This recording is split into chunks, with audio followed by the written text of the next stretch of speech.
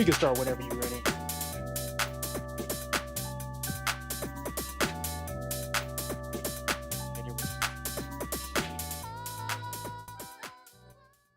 What's up, y'all? It's your boy Jack Bravo. I'm back with Mr. Producer today, and we are talking about something that I think is extremely important, because when I used to think of the term pretty privilege, I used to think of what liberals would say. I used to think of what ugly feminists, blue-haired feminists would say. And they would often use this term pretty privilege as a way to try to exclude beautiful women from being in the conversation. The thing about that is, I'm starting to notice a lot of pretty privilege on the conservative side of things. Meaning that if you are a girl that's somewhat attractive, magically you can just get your punk butt and your punk butt views into any room that you want. You can get on any platform you want. You get to be representative of all conservative women. You get to go on podcasts and talk your nonsense. You get to grift as much as you want as a conservative with the conservative movement. And then you get to just say, hey, this is what represents conservatism. This is completely conservatism ideas in a nutshell. Look, I'm a representation of what a conservative woman is. You don't even have to be that pretty. You just have to be better than average. You just can't be ugly. You can't be a swamp donkey. But you have to be better than average. Look at all these. Look, I would give examples, but I don't want to necessarily offend people that are not my enemies. But then there's some people who are my enemies, and I'm going to tell you why. They're my enemies because they're not conserving anything. They claim they're conservative. They claim they have Christian values. They claim they're traditional, that they're on the same side I am. They're trying to save this country from what I don't know, because they're on the same side as all liberal ideology, all liberal tactics, all liberal people with their ideas, leftist ideas, feminism, the homosexuals, gays, everybody, trans, everything that we oppose, therefore. But they just slap the name of conservative on, and then magically we supposed to listen to them. Do you need that code, Mr. Producer? Yes. Here, I'll give it to you. If you got your phone by it, I'll text it to you. Yeah, I do. What it is often people always accuse, and they've even accused me of this on videos. They've said to me, you're a grifter for talking about this thing. Well, then you got to ask, what is a grifter? And the reality is basically what they're trying to say is that you're mooching off of a movement. You're taking a movement and you're just saying things you don't necessarily believe because you know that movement has a large group of people behind it. And therefore, because there's a large group of people behind it, you're going to say things that large group of people like, and they'll pay you money for it. Instead of acknowledging that you don't necessarily believe what that large group of people believes. Does that happen? Yes, there are a lot of grifters on the right-wing movement, and I don't know if it's a lot of grifters. I think there's a lot of grifters on the left as well. You got people like Hassan who are rich, who talk about eat the rich. But on the right wing, I'm seeing a lot of grifting that are taking advantage of the fact that there's men on the right wing. There's men on there who are, let's just be honest, I hate to say it, it's a lot of loser dudes that are like, yeah, man, and then men are naturally more lean to the right. There's a lot of loser dudes on the right. There's even more loser dudes on the left. Don't get me wrong. But there's some loser dudes on the right who, as long as you get a pretty girl in a MAGA hat, they're like, oh yeah, she's on our side, dude. I can't wait, man. Man, she's in a MAGA bikini, man. Make America great with those boobs, dude. And you're like, yo, just because somebody says they're on your side doesn't mean they're on your side. Like, open your eyes, man. You're getting played just like the left-wing idiots get played. You got Bernie Sanders talking about, once again, I'm asking for your donation. He asking for your donation, but he got 16 mansions and making millions and millions of dollars. He's grifting. And then you're going to let these people come to our movement and grift. Stop throwing those words out if you don't know what they mean. When I talk about it, I'm going to prove to you somebody does not mean what they say and they don't say what they mean. These people come over to your movement and they get to do stuff like this, like what we're going to expose, because you're gullible and people out there are idiots and they believe whatever they hear. Oh, it's a pretty girl saying things. She's wearing red. She must be on my side. Use your brain, buddy. Don't be fooled. Today we are talking about Driena Sixto. I don't know if that's how you pronounce her last name, but that's what she's being called today. That's what we're going to do. Sixto. Driena Sixto. And what I've seen, this is what provoked this, okay? I saw her first when she was on the Whatever podcast. And we're going to go over all these clips. You know how I break stuff down. First, she was on the Whatever podcast. And Andrew Wilson was on the same panel. And I was like, this girl, she came in as a conservative. I was like, oh, cool. You know, a conservative girl. Finally, we can get some girls who like actually stand for what's right and show these girls this a different way. Every time she opened her mouth, straight up diarrhea came out. Verbal diarrhea. And then I saw her. I was like, okay, cool. At least she's going to defend her beliefs. She actually went to debate Rachel Wilson. I said, cool.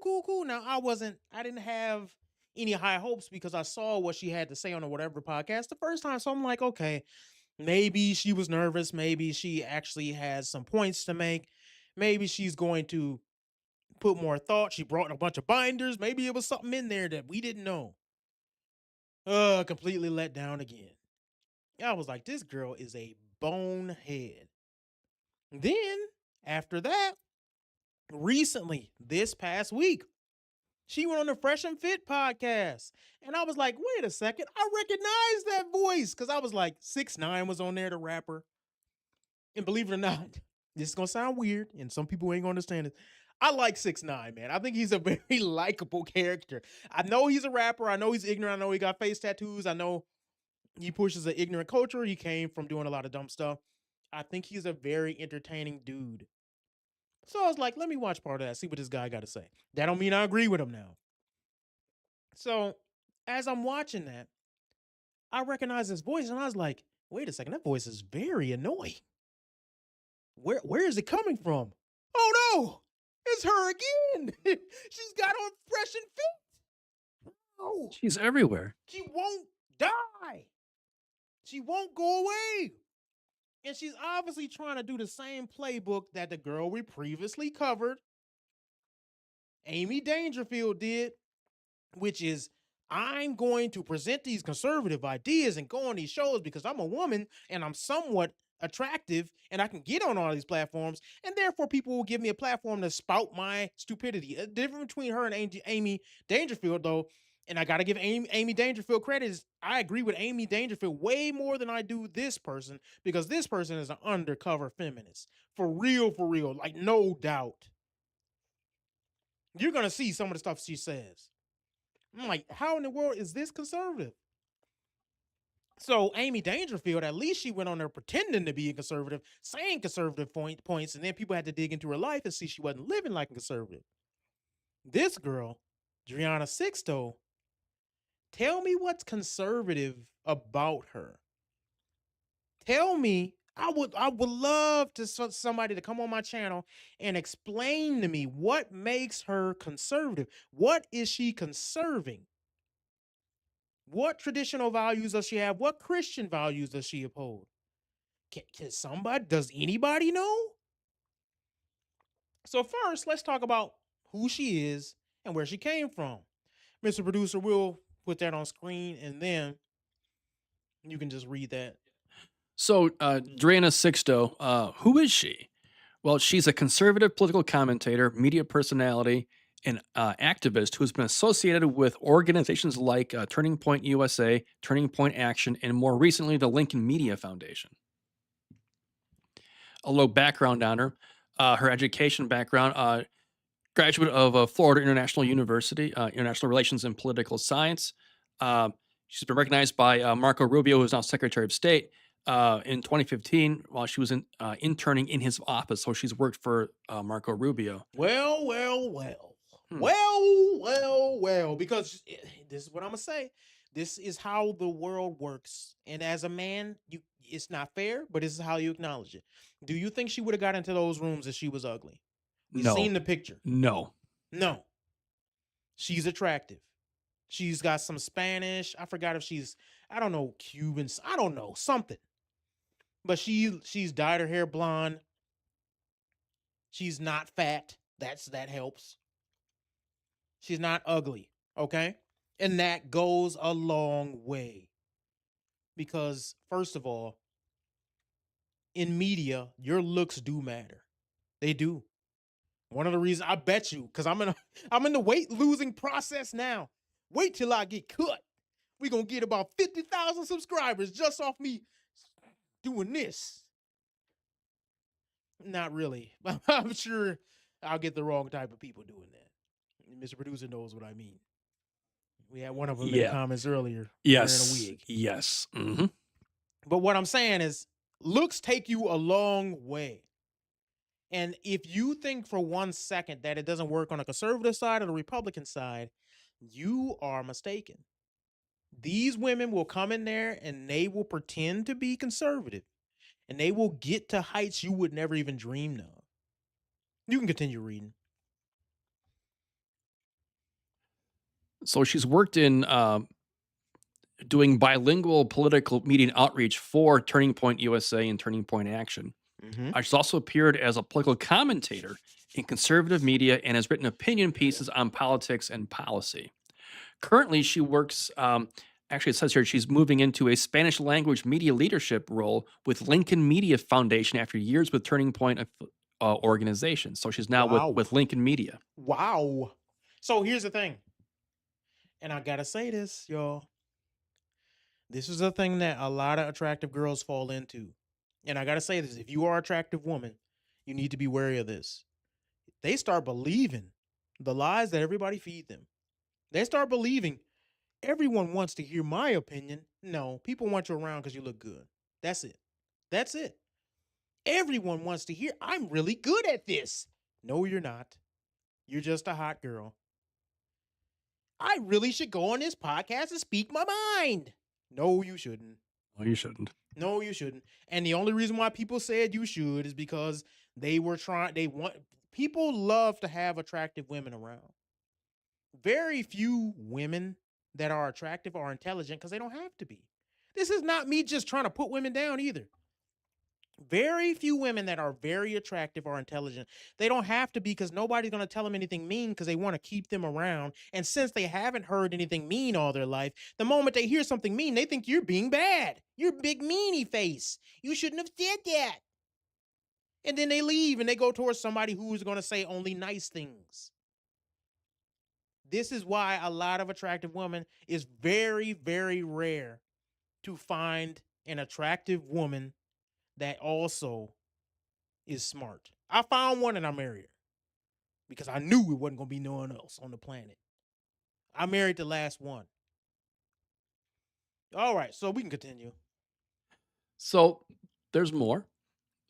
She wasn't a mainstream household celebrity pre 2025. She's trying to get there. She was trying to get there, but she did have multiple moments of some visibility and controversy before last year, mostly within conservative political media and campus activism circles when she was in Florida. Some notable moments: Miami-Dade College free speech confrontation back in 2016. So that's about 10 years ago. One of her earliest attention-grabbing moments came when, as a Turning Point USA field rep, she was removed from tabling and recruiting activities at Miami-Dade College, which became conservative media fodder about campus free speech suppression. That moved through conservative media ecosystems, and that helped establish her as a young activist in the TPUSA pipeline. See, and this is the thing about TPLSA that I don't like. And, and I hate to say it because Charlie Kirk is gone, right? So I don't want to put dirt on his name. TPUSA did a lot for the conservative young people movement, but it also did a lot of harm in making a lot of conservatism normalized and bringing a lot of people that didn't belong in a conservative movement into to socialize it. What I mean by that is now you got people online, gays, you got trans conservative, Blair White, trans conservative, claiming to be trans conservative. You got the gay black two, I think of two gay black dudes, the one with the gold hair and the other dude with the super straight face. They look like handsome Squidward. That dude, super gay, claim he's super conservative. What are we conserving when TPUSA brings all that? The Boss Babes, don't get me started on that. TPUSA did this thing where they had all these feminist boss babes talk about how being a mother, um, and working hard and being this boss babe girl is good for the movement.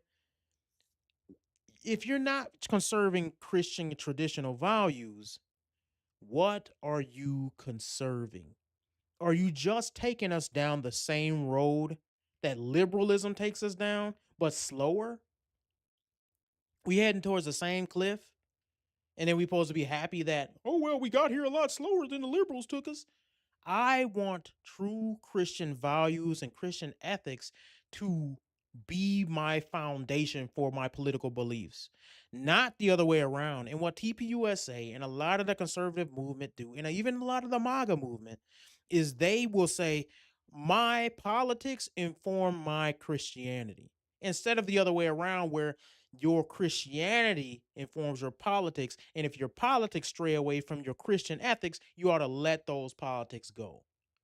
But instead, we're going to see they keep pushing these type of feminist values towards us and trying to push them down our throat to make us accept it. And men like me will never accept it because our values come from Christianity and not you telling us what to think. We can keep reading. And back in 2018, she was involved in some a little bit of a turning point controversy at Florida International. She was involved in some damage control after leaked group chats tied to FIU's Turning Point chapter contains racist and sexually offensive messages. Uh oh. Uh-oh. She gave comments defending the organization while distancing it from the messages, and that increased her visibility in campus political media. She's been trying to, I'll put it this way. She's not stupid or wrong for trying to move up in the organization and using TPUSA and using her looks, attractiveness or whatever to try to move up. I'm not slanting her for that. In fact, I think you should use whatever you can to try to move up as far as a business. You know, if you look at yourself as a brand, you should try to use those things. Here's my problem. People are going to continue doing that no matter what. You're going to have some people use whatever they can to move up. My problem is with the movement as a whole accepting that. Just because somebody's pretty, just because somebody's with TPUSA, just because somebody's a female, doesn't mean, and just because it's in style, whatever is in style at the time, boss babes or whatever, you don't have to push that on the people even if somebody's an outlier. You don't have to push that and act like, oh, we have a boss babe girl, so everybody we need to have her come and speak. Oh, Nala Ray's here. Let's have her come and speak about how being a whore can be conservative. What is that other black chick with the bald head? What is her name? Who dated Wiz Khalifa? Dang, what is her name? Who did the slut walk and everything else? Whatever the bald head girl's name is, who looked like Cisco. She When she came, Trump let her speak. I thought that was such a dumb idea. That's what liberals do. Liberals will sit there and let Meg the Stallion twerk as a campaign movement. We conservatives don't do that. But we were like, oh, we got to be popular too. We got to be cool too. Look at me. I'm doing the Trump dance and I'm twerking. Stop. Was that Amber Rose? Amber Rose. That was her name. I don't like that. We don't have to accept everything. Everybody don't have to be part of our movement. I'm cool. And I even take that philosophy with this channel just to give you guys a little more indication about what I believe. I'm not expecting to change everybody's hearts. I want smart people to listen. I don't want dumb people over here. So if you think I just want to get numbers. If you're dumb and you say dumb stuff and you push dumb things, go ahead, be somewhere else. Yeah, Amber Rose. That's Michelle said that. Thank Yep. you, Michelle. Yeah, Amber Rose. The thing about it is, I don't want a movement that's trying to appeal to the masses. I want a movement that's right. I don't care how, we got a bunch of people on our side because we said homosexuality is not as bad as it was before. I don't want that.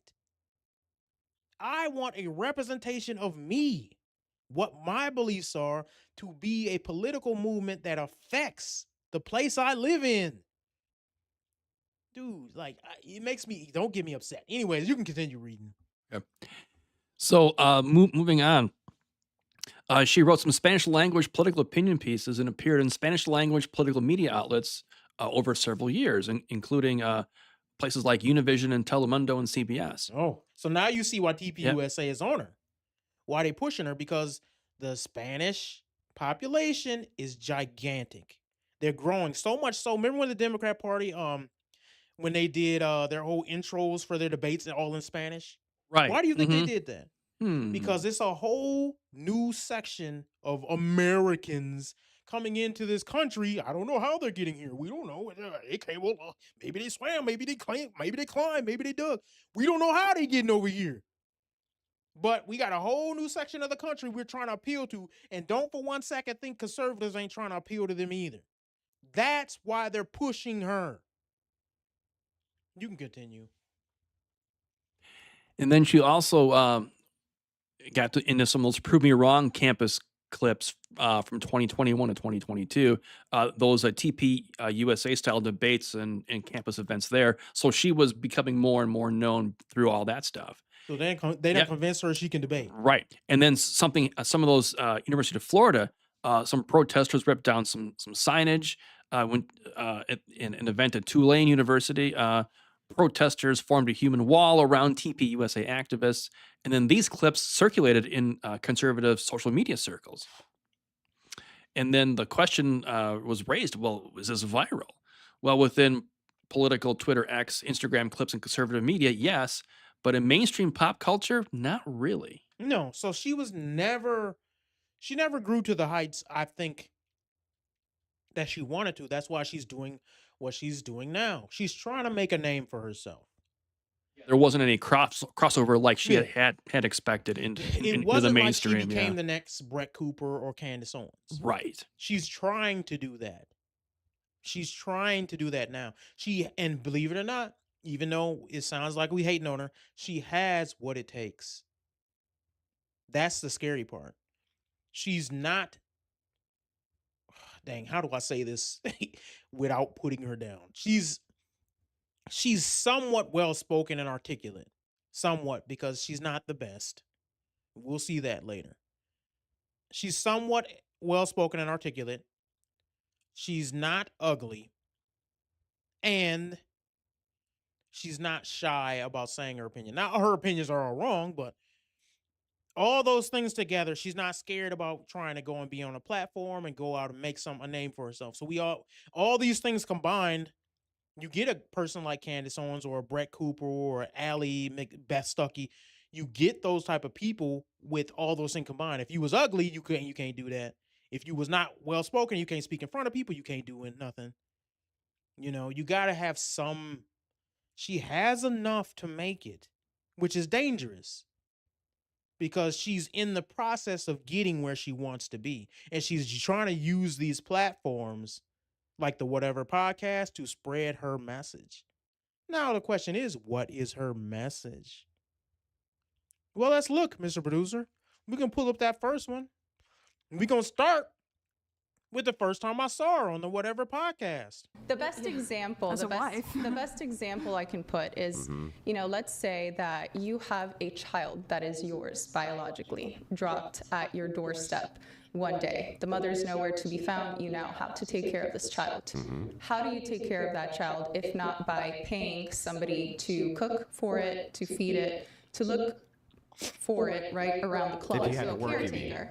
So you would have to. Well, hang on. The You would have to qualifier. stay going to Hang on. work. The qualifier is if you weren't independently wealthy, right? If you were working. If you're in your current position right now, how much do you think you would have to shell out to maintain that child that is biologically yours and just got to your doorstep? And I'll tell you. Depends on the choices I want to make for the Well, kid. research, there has been research on this, and they quantified it to a number, to over $200,000 a year. It does not cost $200,000 a year to raise a kid. Okay, really quick on this well, point. science- Good kid, I might. Really quick on this point, and then I'll pass it Pause right that back real to quick, Andrew. Mr. Producer. What did she say? What did she say? What, 200,000? Yeah, 200,000. A year? 200,000 a year. I got 4 of these things running around eating every day. My kids want to eat every day. Can you believe that? Oh. Yeah, dude. And they always begging me for something. You know? So here's the thing. I got some needy kids. And I'm going to tell you straight up, it does not cost $200,000 a child. Why does she say this? It's a feminist talking point that tries to act like women are dealing with so much labor, emotional labor, and homework labor, and we're doing so much things at the home that we can't barely breathe, and our husbands don't even help us, and we're sitting at home working ourselves to the bone, and we're not getting paid. That's what they're saying. That's the argument. So she's pushing a feminist agenda that women are doing so much work at home that is worth $200,000. Now, here's the thing. Let me not downplay it too much, because the Bible says when you find a wife, you find a good thing. So my wife, if I could pay her $200,000, I absolutely would. But that doesn't mean that you can just quantify all the homework that she does, whether it's washing dishes or cleaning up behind kids and stuff like that, that you're just going to be coming here and be like, oh, you know what? Wash the dishes and did some laundry, $200,000. What? Somebody, what did it say? That's why y'all ain't getting food tomorrow. Who said that comment? Canville 7. That's right. Ain't none of y'all getting no food tomorrow. Y'all done straighten your act up. We ain't playing this. We a bunch of freeloaders. Work one day, eat the next. So we see here, she's pushing this feminist agenda. Let's continue there with that video. Can you break down the $200,000 for us? Yes. Yeah, please. So imagine right now, food services, right? So breakfast, lunch, and dinner made for 2 people. And if you have kids, you have to add that as well. If you take kids to school, then that is a personal driver. Oh my Right, gosh. the entire time that you take them to school, or you can homeschool. You know, that would make things easier. Or you just drive them and drop them off at school. Grocery shopping, which takes time. Sorry. Grocery shopping, which takes time. Planning out meals, planning out the kids' activities. We're just describing regular human beings. Which is a personal assistant. Well, no. What the people heck? get Wait, paid for Paul, those Paul, kinds of oh things. my And here's the gosh. thing, Yeah, but it's not.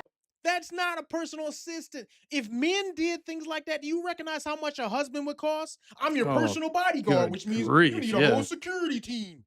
Everywhere you go that I go, I'm your personal security team.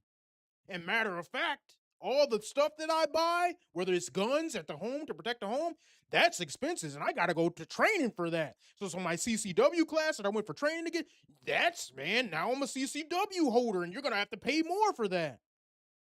And what about a maintenance guy? I'm a maintenance guy, and not just a maintenance guy. Wait, if I fix the air ducts, now I'm doing, what is that called? HVAC. Heck. Because I did lawn care, that's lawn care stuff. Because I worked on the car, now I'm a mechanic.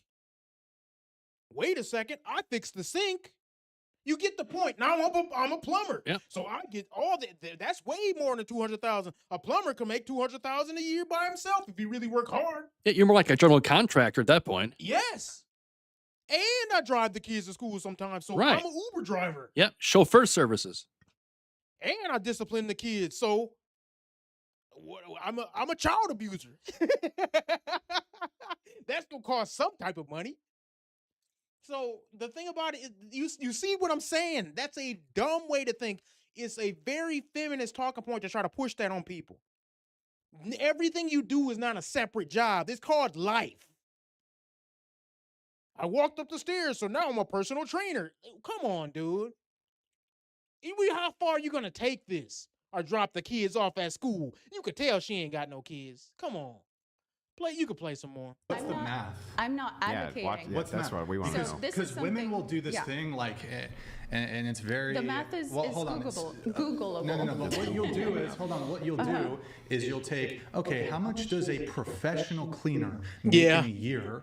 And maybe that's 30, 40, 50,000, and you're gonna tack that on. But professional cleaners are cleaning 40 hours a week. So, So you that's are definitely not considering like, so okay, for example, if you were to hire a professional cleaner once per week, how much would that cost? Yes. That might be more attuned Yes, to. correct. Even that's Right, not but it's accurate. not- Those but numbers. some You want to know people are why? gonna- Pause that some real people are- quick. That's not even accurate because you still got to clean up after yourself. Kids are your responsibility. You don't get to just be like, well, I'm just going to tally up. And I hate when people be like, I'm going to clean up your mess. And they made a mess too. You still got to clean up your mess. Right. So how do you factor that in? It's no real way to judge these things. Only a feminist would think about things this way. And they think about things this way to make what they're doing so much higher than what you're doing. You know, and the reality is they want men to be slaves. They don't want you to get recognized for any of the work you do. But everything they do, even when they drop the kids off at school and have the whole day to themselves, is still some type of labor? Come on, dude. Like, no, my wife homeschools our kids, and I appreciate her for that. But guess what? The appreciation should go back and forth. I work hard so that she can do that.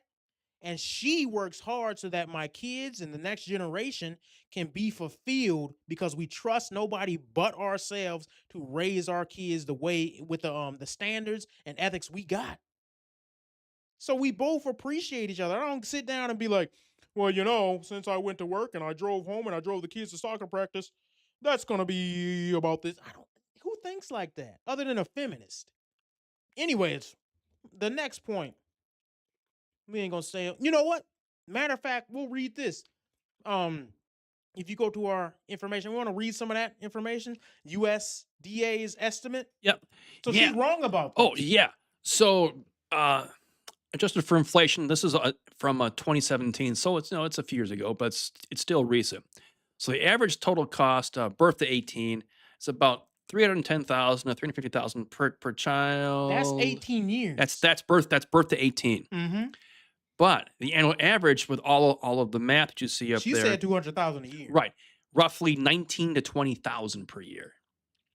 Right. So that's after all that way math, more that's accurate. way more accurate. Yeah, and then it's all done by breakdown as well too. So housing, food, childcare, education, all stuff that we had talked about, transportation, healthcare, clothing, miscellaneous stuff. You know, it's way less. It's less than way less. 200,000. Way If you less. think 200,000 is Mhm. how much you need to raise a kid, you're living far above your means, and most women do. Let's just be for real. Most women live far above their means. We have to have this. We have to know you don't need none of that stuff. This is why you need a man in your life to balance you out, to tell you you don't need that fancy stuff. So we can go to the next point she made, which is the 15650 if you scroll. Yeah.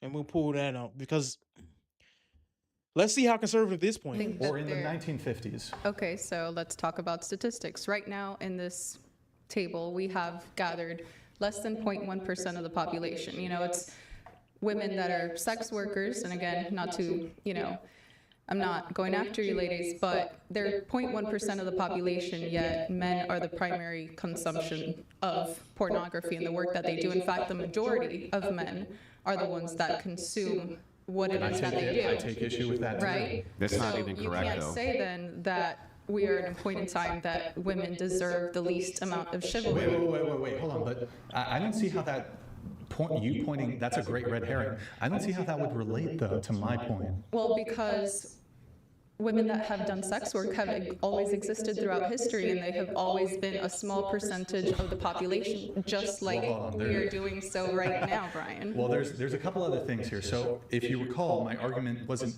exclusively related to sex workers. It was also with like population-wide promiscuity. Do you think women are more promiscuous now in 2026 than they were in the 1940s? I don't know. What? What do you mean you don't know? Birth control came out. On that. How would, wait, We don't have studies or statistics Hang on on. that, and I don't like to. You like logic, right?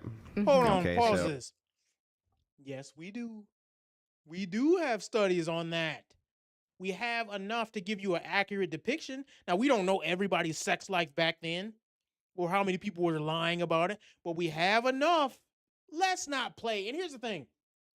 I hate when women be doing this thing when you debate with them where they act like all common sense goes out the window.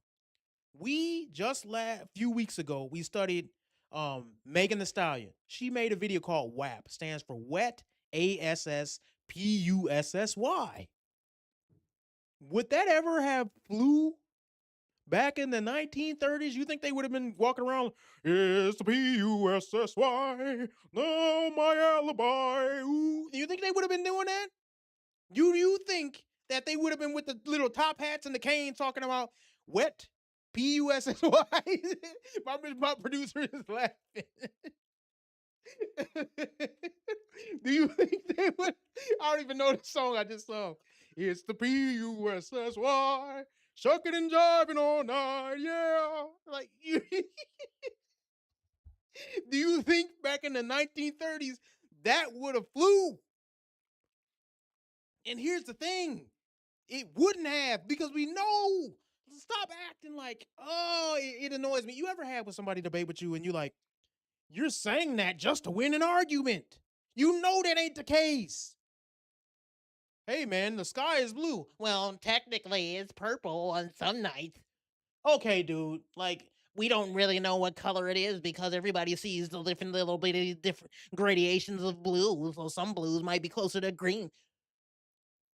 Do you have common sense? Because if you're going to lie, it's no point in arguing or debating with somebody who's going to lie. We know people in the 1930s, 40s, and 50s were not as promiscuous as the WAP girls of today. How do we know? Well, Mr. Producer, want to pull that up on the information? How do we know? Here's how we know. So then versus now. All this context we talked about from like the 1940s, sexual activity outside of marriage was strongly stigmatized, especially for women. Data from that period is sparse, but based on surveys of soldiers, hospital records, or social research. But most suggest that premarital sex was less common, less openly admitted, although that doesn't, we talk about that famous Kinsey report coming up here too. Mm-hmm. A minority of women had premarital intercourse, about 25 and 50%, depending on social class. Yes. Now, modern times, surveys like the Survey for Family Growth in the U.S. and studies in other Western countries show that premarital sex is now normative. So it's now the norm. So, for example, in 2021, their data suggests that by age 44, about 95% of women in the U.S. have had premarital sex. 95. What 90, percent? 95%. So every darn body. Pretty much. That's like, dude, we know this. We know it's not the same. So stop playing these games. Oh, I just don't know if women back in the day were less or more promiscuous because I don't know anything. Well, why are you in a conversation where you don't know nothing? You ever ask somebody, why you even conversing with me? You don't know nothing. Let's play the rest of that video because she's going to say some more dumb stuff.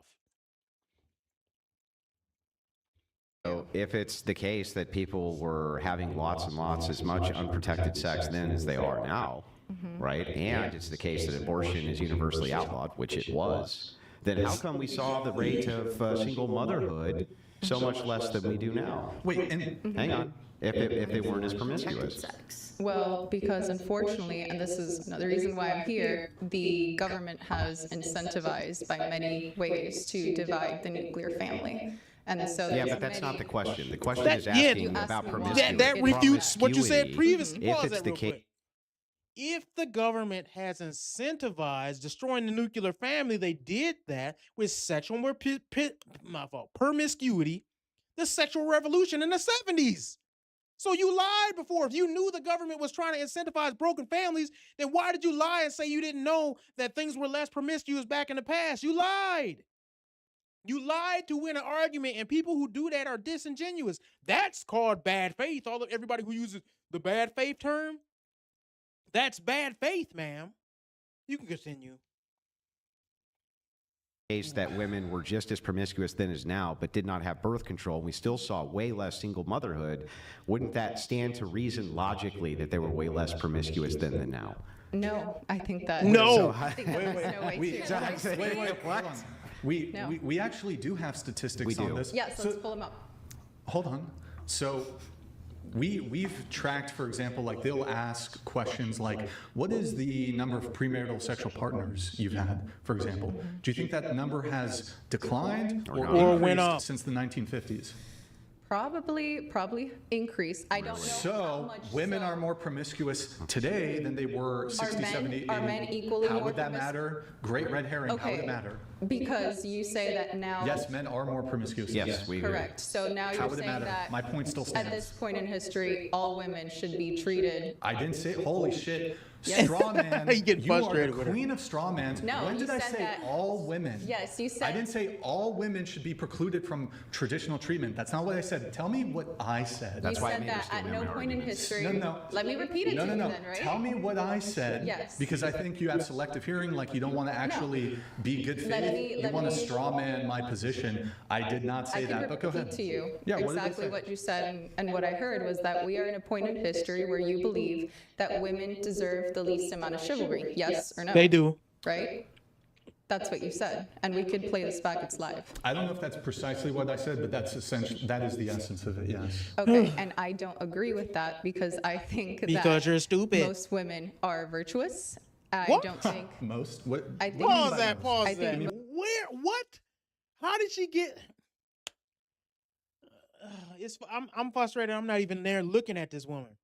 Most women are not virtuous. First of all, it's on more of a woman to have a weight of purity and chastity. And we've talked about this before. Men, we build society. Men, we're the ones who go out and get stuff. We're the protectors. That is our weight in life. That's our lot in life. Women, they're supposed to be pure. They're supposed to be chaste. They're supposed to be beacons of modesty. Because that's where the power comes from. In the same way that a man is supposed to be a protector because he can destroy anything, if he really wants to, if an enraged man goes out of control, he can destroy everything. A woman can destroy all of society by her lack of modesty. And that's what's happening right now in society. Women are destroying society and selling their bodies and not caring what the repercussions are for all of humanity because they have a certain power that comes from their sexuality and they're misusing it. And what she wants to say is women are just as virtuous as before. No, the heck they aren't. No, the heck they aren't. There's some studies that show 10 to 25% of women from the ages of 18 to 25 are doing some type of sex work. We went over this in previous shows. We're not making this up. So either 1 out of 4 women or 1 out of 10. Both are bad. No matter how you cut it, you put 10 women in the line and one of them is doing OnlyFans. That's insanity. This is a level we've never heard of. Women are not virtuous nowadays. That's part of the problem is men are like, yo, I got to do all this work and I get a whore?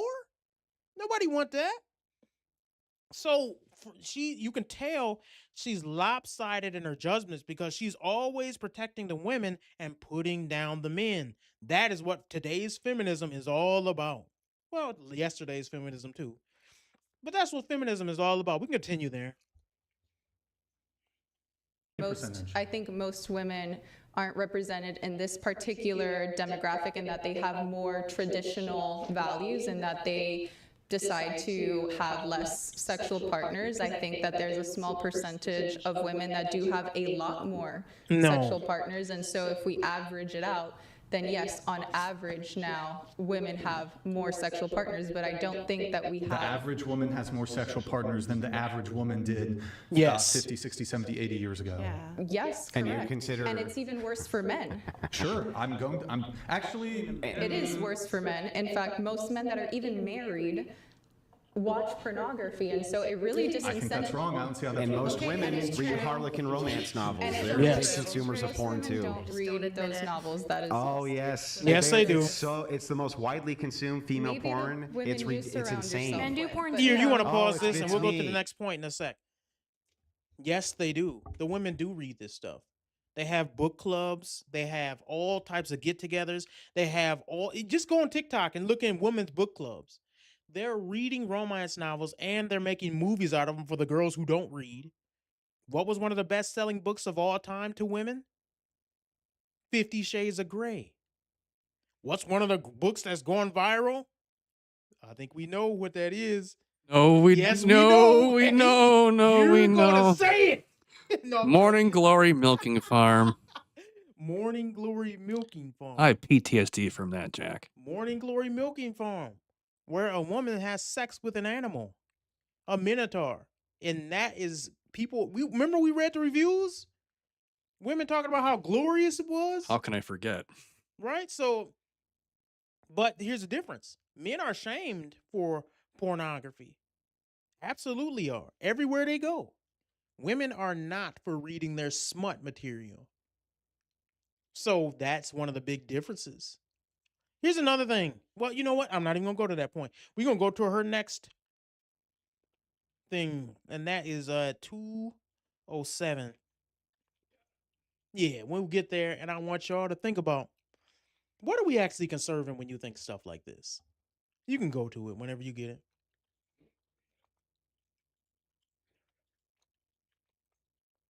And can engage in sexual relations. I'm sorry. I before thought that you said that marriage. that's immoral. No, I never said that. Okay, so it's not immoral to engage in sex before marriage? I think that it's good to wait before marriage. Why is that good? But it's not necessarily Why is it good? reality. Why is right? it good? Well, ask people that do wait until marriage and how long it is that they stay married. But again, that's a very small percentage so of it's the bad. population. So then people they ought wait until they're married. I have, on average. I have conflicting views personally on Pause that. And you're that. not a femcon? I am not a feminist. Wait a second. Why would you have conflicting views on that? Why? I'm gonna tell you why. And this is something ain't nobody else gonna say because they don't want to address the truth. Because she's having sex with her boyfriend. Because her boyfriend is, I don't know, playboy millionaire dude who's, I seen pictures of him online. Her on the stairs with him, her on boats with him. She's been in a relationship for what, a year and a half now, or a year.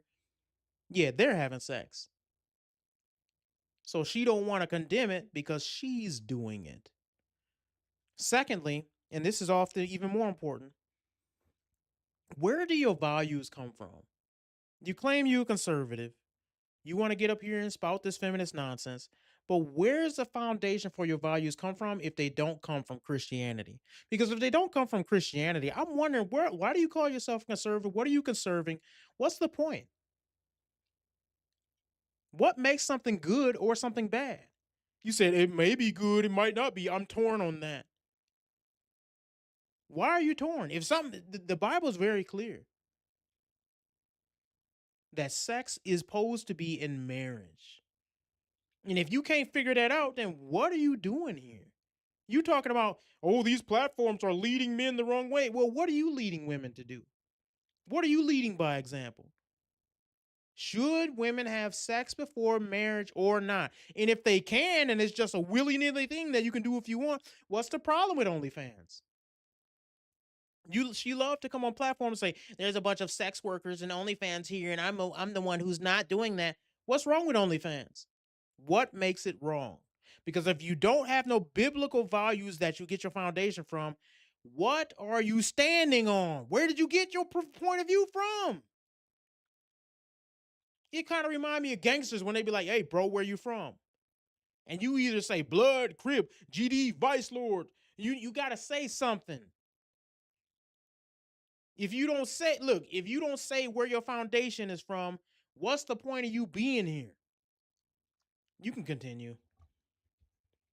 You're not a feminist.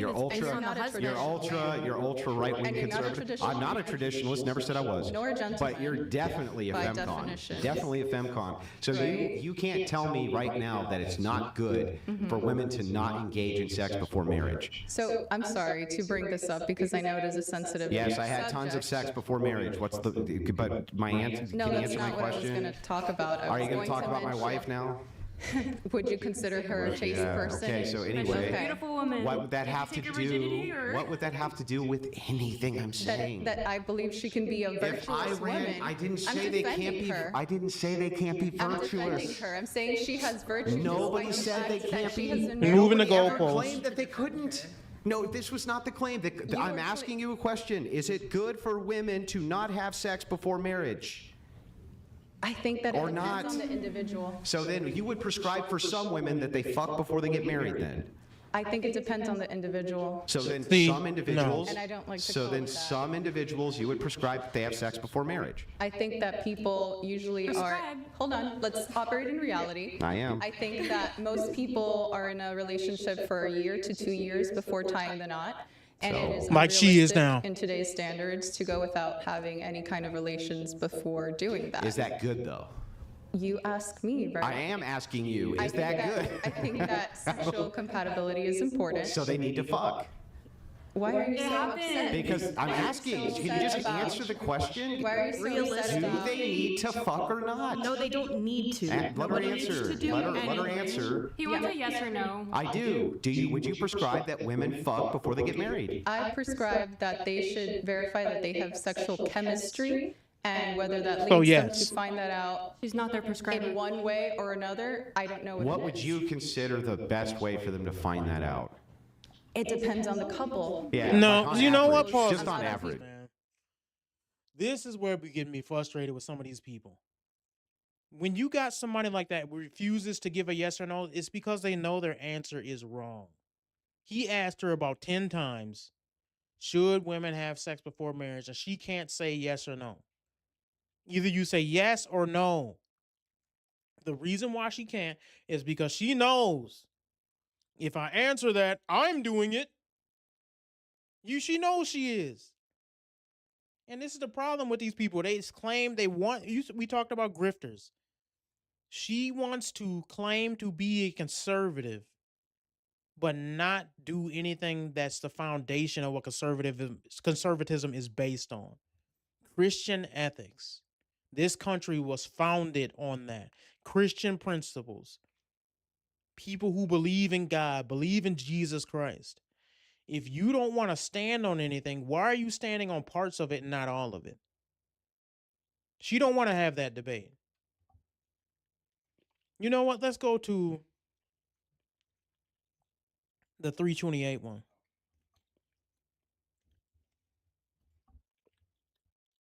Necessarily, was that a patriarchy? Not all. Well, if it's collective, is that collective a patriarchy? That system is absolutely a system Of where, patriarchy. where men can be abusive to women. And were they? And Is I'm that a not saying patriarchy? That grandma, my grandma, your grandma, whatever, wasn't Can you repeat happy, my question? Wasn't happy back in the day under that system because she could have had. Was the that right- system necessarily a patriarchy? If women were not allowed to vote because the men By collectively, definition, Yes. was it a patriarchal A patriarchy, society yes. because women can't vote? yes, and men are saying no. Yes, I think that is a society that is patriarchal. So you think it was good for women to get together and resist this patriarchy, right? Get their right to vote and Yes, by resisting that I patriarchy. believe that women did the right thing and fighting for the right to Now, I'm just going to tell you this. The definition Tell her. of feminism is the movement towards egalitarian by deconstructing and resisting the patriarchy. Okay, Yes. so Thank if that's your definition. No, that's Nope, the definition. pause if that. that's your definition. If that's the definition.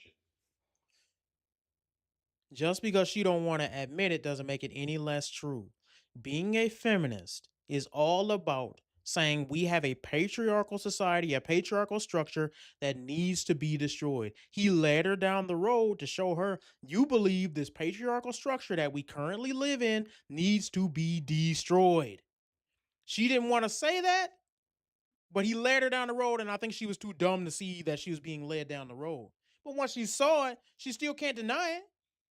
She has a hatred for men, and she wants to act as if history shows that men have been abusive and done all these evil things and held women down and forced women to do things like slaves.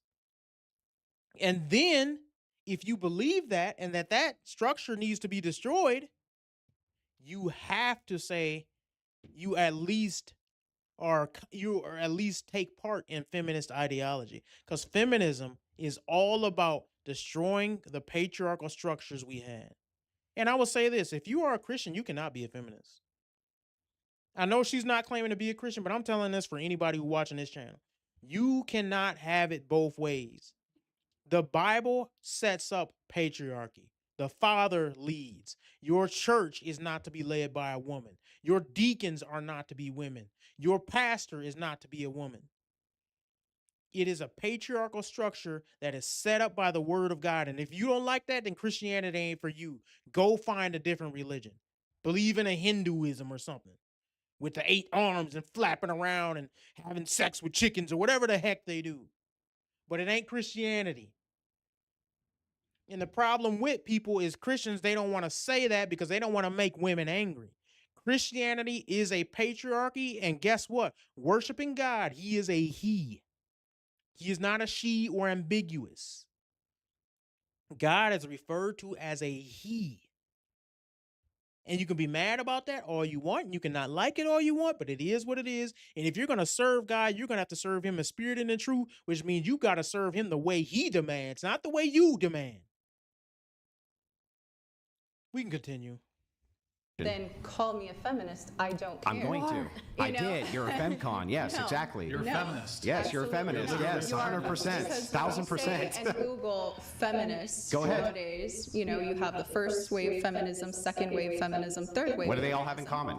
They're What is- resisting. If there's an oppressor-oppressed class, and Yep. women are the oppressed class, who's the oppressor class? First wave feminism was making You sure didn't that answer women his have question. If there's- equal- If there's an oppressed equal right to class, vote. Wait, can you answer if his there's an question? oppressed class and What was if your there's an last oppressed class and an oppressor class, and women are the oppressed class, who's the oppressor class? It would be men that don't allow women to vote. It would be, and if men collectively, good? and if men are collectively that's not good? allowing that, Do you think that's good? I think patriarchies are great. And Great, if, and that's why we're losing elections. Thank you. Who cares? who? Here, pause that. We Pause just that. got Trump. Oh my goodness. If we lose elections because we stand on what's right, who cares? And I'm saying that kind of like flippantly because I do care. I don't want the country to burn.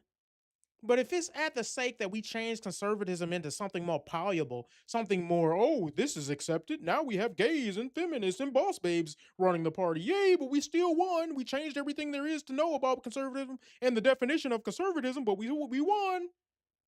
We won at what cost? So when people say that, it's like, oh, because you're pushing and you're telling women to submit to their husband, that's why we're going to lose elections. Then I guess the country is done then. I guess it's done because I don't want to live in a country where I got to change my ethics and values to appease a evil group of people. Feminism is evil. It's satanic. It turns everything God set up on his head. If I got to appease a bunch of conservative feminists, then I don't want to be in a party that feels the need they have to do that. And he's like, well, and guess what? She might even be right. We might have to appeal to women to win elections, but guess what? That's not good because women overall are far more liberal than men. They vote far more left-wing. They give money to more left-wing ideologies. Socially, they believe more left-wing ideologies. All this gay stuff is pushed by women. If you go to any of the school board meetings, the school board is full of women pushing this leftist ideology crap. So if you got to appeal to a group of people that are pushing satanic agendas, I don't know what to tell you. Does that mean you should become more satanic to appeal to them? You got to appeal to a group of people that even 60% of them in the church think that abortion is okay. You shouldn't have to appeal to that. I got to appeal to people saying worship Satan in order to get them to be more like God. No, that's not how it's going to work.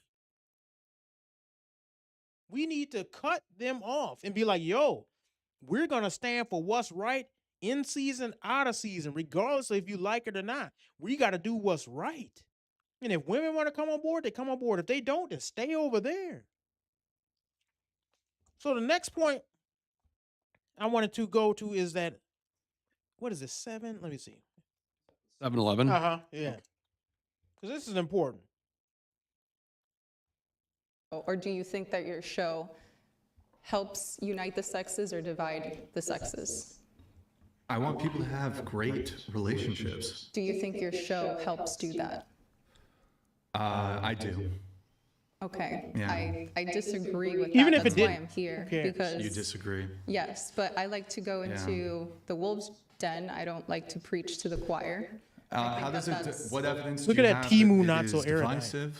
And do you have any anything that would back up this assertion? Yes, I think that women are very often, devalued on the show. I think that the show. What does it? Oh my God, you're all over the I fucking think place. the show Your is- claim is it broadly like societally divisive to the viewers or to the audience? Sure. So I'll put what one does that have to example. do? One example. What does that right? have to do with the women at the table? One example.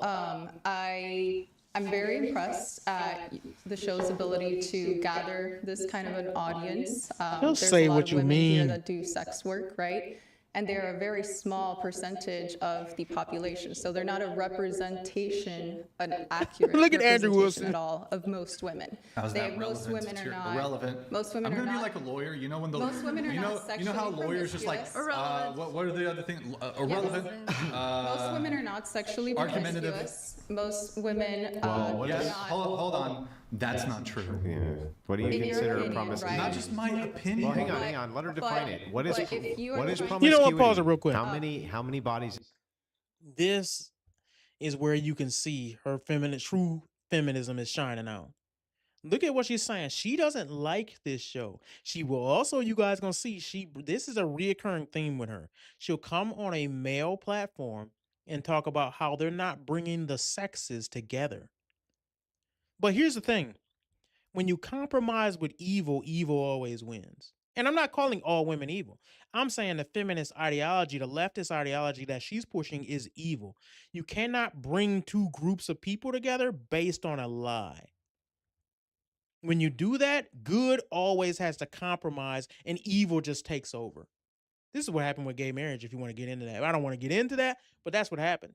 The slippery slope fallacy is not a fallacy.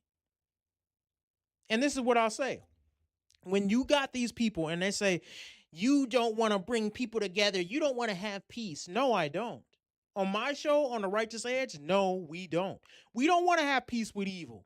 The Bible says, have no fellowship with the unfruitful works of darkness, but rather expose them. We don't want to have fellowship. We don't want a bunch of people over here that are trying to push gay agendas and say, well, we can be friends. No, we can't.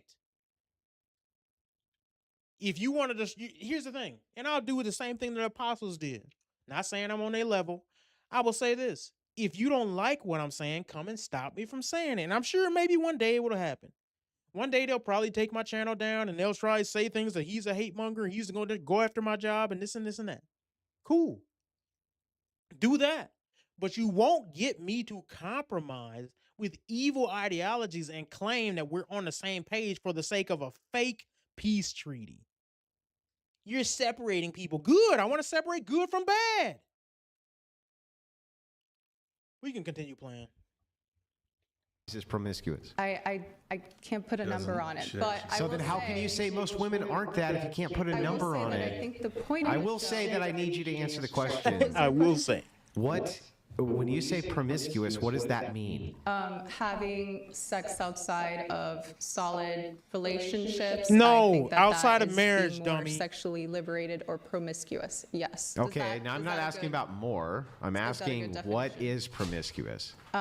anything that, one night stands or, unprotected sex. See how she or, can't define just anything? sex So with as long as a random woman's having individuals. protected sex, she's No, not I'm promiscuous? saying additional examples to that. Okay. I think the ideal should be. You know what she's sex doing in here. a Pause committed this real quick. relationship where you first.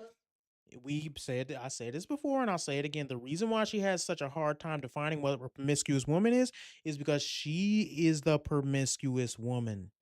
She is unmarried. She is currently having sex with her boyfriend. We can see that even on Fresh and Fit, which we'll come up with in a little bit on the show. They ask her point blank, are you having 6ix9ine, I think, asked it. And she did not want to answer yes or no whether she's having sex with a boyfriend that she's had for over a year. Why? Because if she was saying no, she'd be totally proud of that. Nobody is ashamed of being pure. Nobody. I mean, a couple men are, but on the women's side, nobody is ashamed to say, yeah, I'm pure, I'm modest, I'm chaste. That's a beacon of pride for a woman. But she is the promiscuous woman. And a lot of women have a problem with this. I got to say it because it's just true.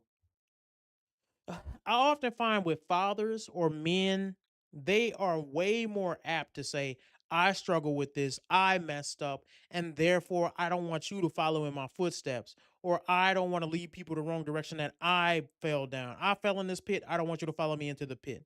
A lot of men have no problem doing that. But when you ask women, yeah, I fell in the pit and you should fall in the pit just like me. It wasn't that bad. Yeah, I was promiscuous, or I'm promiscuous now, so it's not that bad. You can still be a virtuous woman and be promiscuous. You can have sex outside of marriage and still have a good life. You can still make your own choices. You should be happy. That's a very feelings-based mentality, and it's very satanic. The reason why it's satanic is because the whole point of the satanic Bible, their John 3:16, is do what thou wilt. Do what you want to do shall be the whole of the law. We studied on this before too in our previous videos. And what she's essentially saying is, I'm not going to call things out that I'm doing. And that's wrong.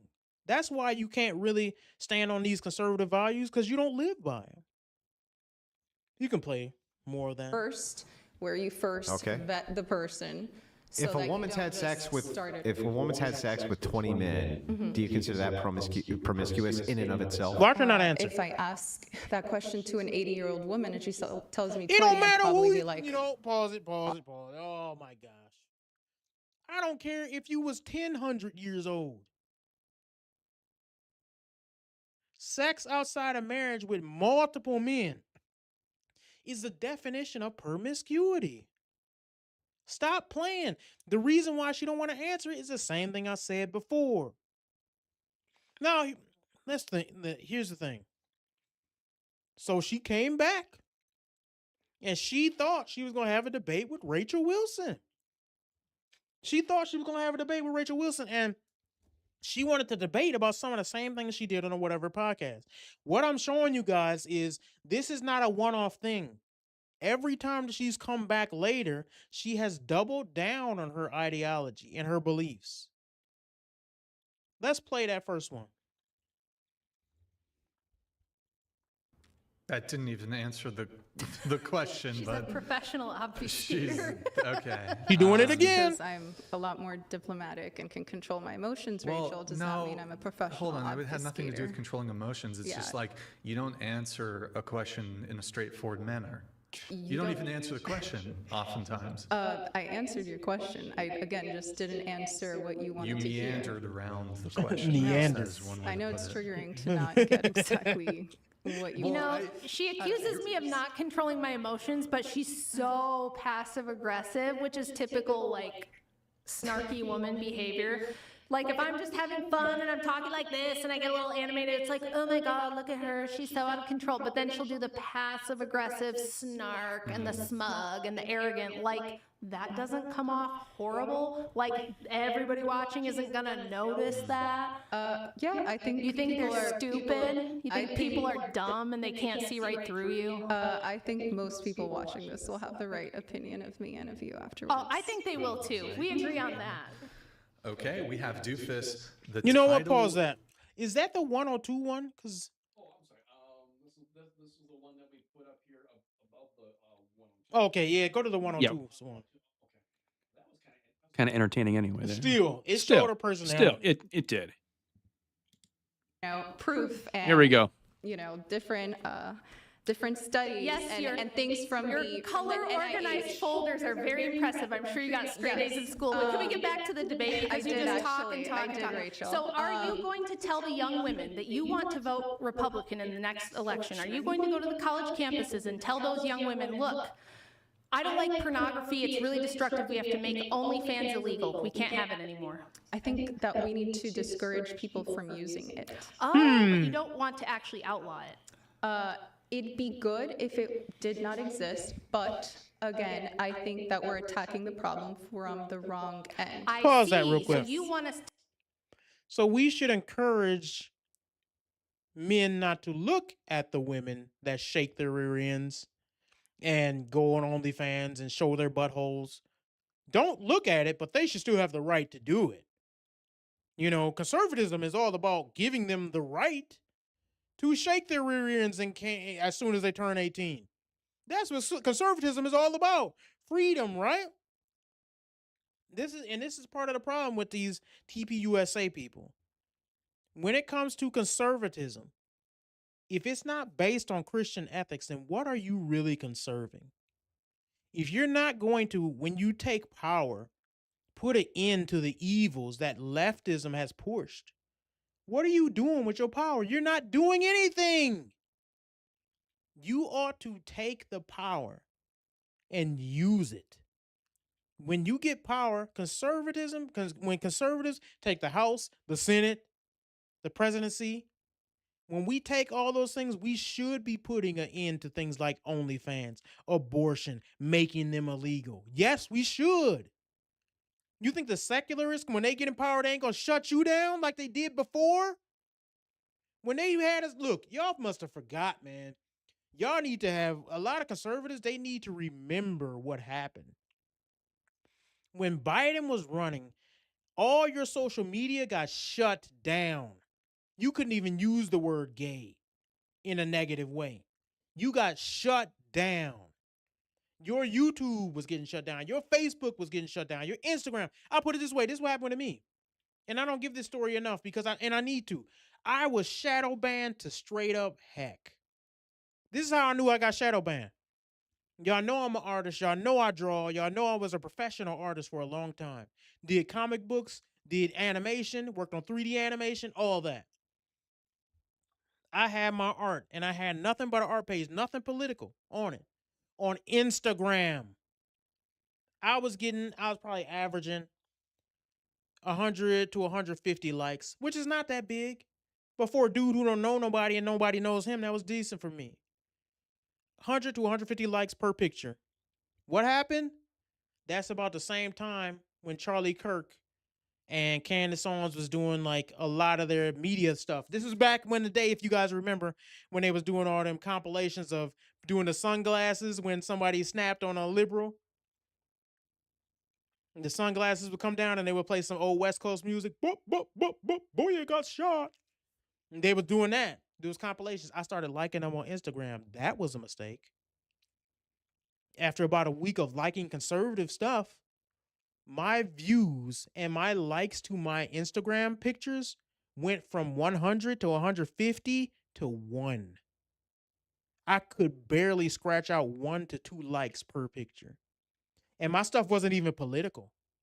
It was just me putting my art out there. You think that's not shadow ban? Yes, I got shadow banned. That's what was happening under Biden. Here's the other thing that they did that y'all done forgot about. When they had power, when liberals in every major city with the cough, with the COVID, they shut you down. They shut you down and they said you cannot even come out your house until you wear what we tell you to wear, little boy. I dare you to come outside not wearing what we tell you to wear. So don't for one sec believe, oh, they're not going to push their opinions on you. Yes, they will. And they've done it before and y'all just forgot about it. We could play it. tell the men that the watching it is bad, but the young ladies producing it, we can't tell the young ladies producing it that they can't make pornography anymore because then they'll get upset and they won't vote for Republicans in the next election. So we have to say, ladies, look, I'm going to appeal to your better sensibilities, and we'll see how this goes on the Dating Talk podcast. If we have some OnlyFans girls, I can't wait to hear you convince them, and I hope that by the end they quit. I do. I hope that by the end you can convince them and they can quit. I think the odds of that happening are basically zero. Are you willing to outlaw pornography? And you're a Christian, right? You're a Christian yourself. Of course. Wasn't the whole point of, Jesus talking to people that sinned to bring them to their side by engaging with them and talking to them? Do you think that Jesus wanted OnlyFans to be legal? Of course not. But of course not. So I think he'd talk to the women that are engaged in that whole thing, because unfortunately, are you gonna go to the college campuses and tell these young girls to stop doing OnlyFans or no? Prostitution. You know what? Pause that. It's called. This is where I'm getting tired of a lot of weak Christianity talking points, because people will say things like, "We got to convince people to not have abortions." True, we should be, and only Jesus Christ can change the heart. But if we, as Christians, truly believe that abortion is murder, we ought to outlaw abortions. Don't sit up there and be like, well, I'm not going to take the stance to outlaw murder, but I'm going to tell you, you shouldn't do that. You're a really big, mean person. The baby, you should think of the baby. These people are evil. You do have to stop them. And what I get sick of is Christians not taking a stance. When you get power, you ought to take power away from murderers. That shouldn't be no question. You really gonna sit back and debate with a murderer? A woman who's willing to murder her own child? You gonna debate it out of them? Sometimes you can, and a lot of times you can't. They already have murder in their heart to do. You just gonna sit, well, we shouldn't really force them to stop murdering. We should talk to them. We shouldn't force the girl to stop slutting herself out. We should just convince them. Well, how good has that worked? And I'm not even saying some Christians going to be like, well, it's up to God to change their heart. Yes, it absolutely is up to God to change their heart. That doesn't mean when you have a Christian run society, when you elect officials, when you have democracy, where we choose who gets to rule, and then we expect our representation. We expect them to represent us. We elect them for that reason. They should shut down the things that we say or should not be in our nation. That's why should that even be a question? When secularists get in, they put all types of gay books in your kids' school. But I can't say anything when it's my turn to lead? That's not how this works. You know what? Let's go to that next section. What is it? Oh, the 208. 208. Can be a reason for divorce. It depends, and that's a personal thing that you have to go through with your spiritual father, because that's the number one cause of divorce. By the way. It's not. Yes, it no, the number one reason that women give for why they leave is growing apart, irreconcilable differences. We just don't get along. Infidelity is more like number 3 or number 4. I've researched this quite a lot as well, and I've had this debate multiple times. It's usually like 3rd, 4th, or 5th on the list, depending on what survey you look at. No, it's not. Infidelity is not number 1. Absolutely not. It's like 3rd or 4th on the list. But from a religious perspective, of course it's immoral. We don't say cheating is okay. We don't say cheating is good. But it doesn't automatically mean that in every case of infidelity, you must divorce. I know couples, and everybody knows couples, where they've worked past that. Now, if it's a serial problem, or if there's a good reason, there's a lot of factors. This is a personal thing. This is why it shouldn't be done through the government. It should be done through the church, through your priest and your bishop who know you and know your situation and can mediate disagreements, because you don't just break up a family for any reason. Just one of the many things. Brian, you can go ahead and look it up if you want to. Top reasons for divorce. 2003 found that when divorced individuals are asked open-endedly to provide their reasons for divorce, the most cited reasons were infidelity. We're going to double check that. You want to pull up our what I was going to say, our sheet, but we have a Right yeah, here. that's the one. Yep. For example, a widely cited Oklahoma statewide survey of divorced adults found the top reasons were 1, lack of commitment, 2, too much conflict or arguing, or 3, infidelity. Not infidelity first. Huh. Well. Right? Similarly, you going to read that part? Similarly, many therapists and longitudinal researchers argue that infidelity is often a symptom of relationship deterioration rather than the original cause. In other words, marriages may already be failing due to chronic conflict, incompatibility, emotional distance, addiction, or poor communication before cheating occurs. One influential study by sociologists Paul R. Amato and Denise Previti found that infidelity was the most commonly named reason in open-ended responses, but incompatibility, substance abuse, and growing apart were also extremely common, and many divorces involved multiple overlapping factors. When people were asked for the major contributor, infidelity ranks high. When they were asked for the underlying long-term problems, communication breakdown, incompatibility, emotional disconnection, financial stress, and chronic conflict often outrank cheating. Here, so that's overall goes to show you it's not what she's trying to do is this, because I got to break this down because people might not understand why she's pushing a feminist or how I think she's pushing a feminist agenda. What she's trying to say throughout this debate is men are so evil. And men are so evil, that's why women are filing for divorce. And the reason why women file for divorce 70% of the time, which is undisputable, women are doing it, is because men are cheating so much. And men are cheating so much, and that's why women have to divorce them. They have to. They have no control as they're being abused and cheated on, and evil men are just running these women through the coals, and a woman comes, is at home because he won't let her work, and he's coming home and sleeping with women up in their marital bedroom while she's downstairs taking care of the kids. That's what they want you to believe. Other than the fact that infidelity is almost equal on both sides, men and women. And I talked about that too, because men have 17 times the testosterone than women do, and still the rates of cheating are almost equal, which is insane. And she wants to paint men out to be evil. That's what this is about. So you know what? Pull it up, because she's gonna get into her little spiel. If you want to pull the video back up. Fidelity, 21.6%, incompatibility, 19.2%, drinking or drug use, which I also agree with, 10.6%. In most studies, infidelity is the number one reason. You would have to give me your source, and I would have to look at it. It's most likely going to be a survey.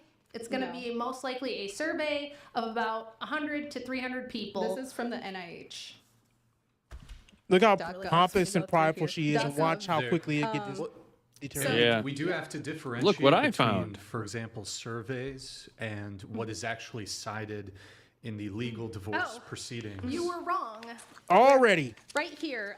So the results of the study, reasons for divorce. Table 1 presents the major contributors for divorce list. Overall, the results indicate that the most often cited reasons for divorce at the individual level were lack of commitment, 75%. Another pretty rough No, word. that's not infidelity.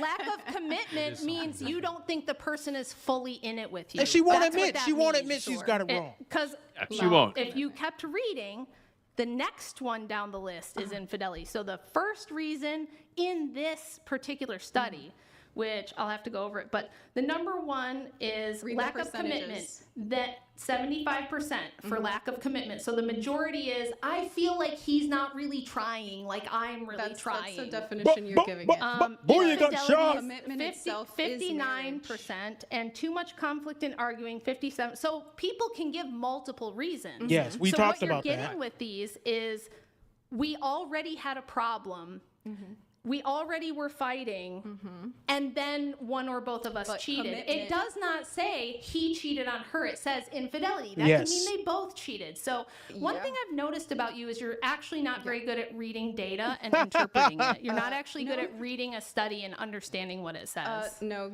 first thing there says lack of commitment. And and you interpreted that as infidelity when the next one on the commitment, list. is it not? Oh That my does not gosh, mean what a the word way around infidelity. it. See what I mean? Might I just offer clarification You know from what, what Father? I looked up? This is why she's such a disingenuous person. She got proven wrong live. And instead, and this is what I would say, like anybody I was teaching or anybody I mentor is, even when you're in an argument and you get proven wrong, it's better to admit you're wrong, because then that person can't necessarily hold it over your head forever. But if you don't want to admit, then it's like I got to keep punching you in the face with the fact that you were dead wrong. Don't double down on. Yeah, don't on double that. down on something you were wrong on. It was obviously wrong. You were obviously wrong, young lady. She pointed, you gave her the study, you threw it out there like, here you go. Here you go. And then she took it and was like, nope, this is wrong. And I was amazed by how quickly Rachel Wilson was able to find that. Like, dang. Quickly, like, boom, nope, you're wrong, you're lying. And you ought to be like, okay, you got me. Okay, maybe I was wrong about that. Maybe I didn't read the full study. It'd be better if you would have did that, but it make you look doubly wrong when you try to double, triple, quadruple down.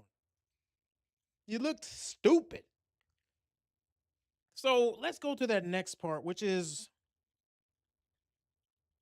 what is it, 357?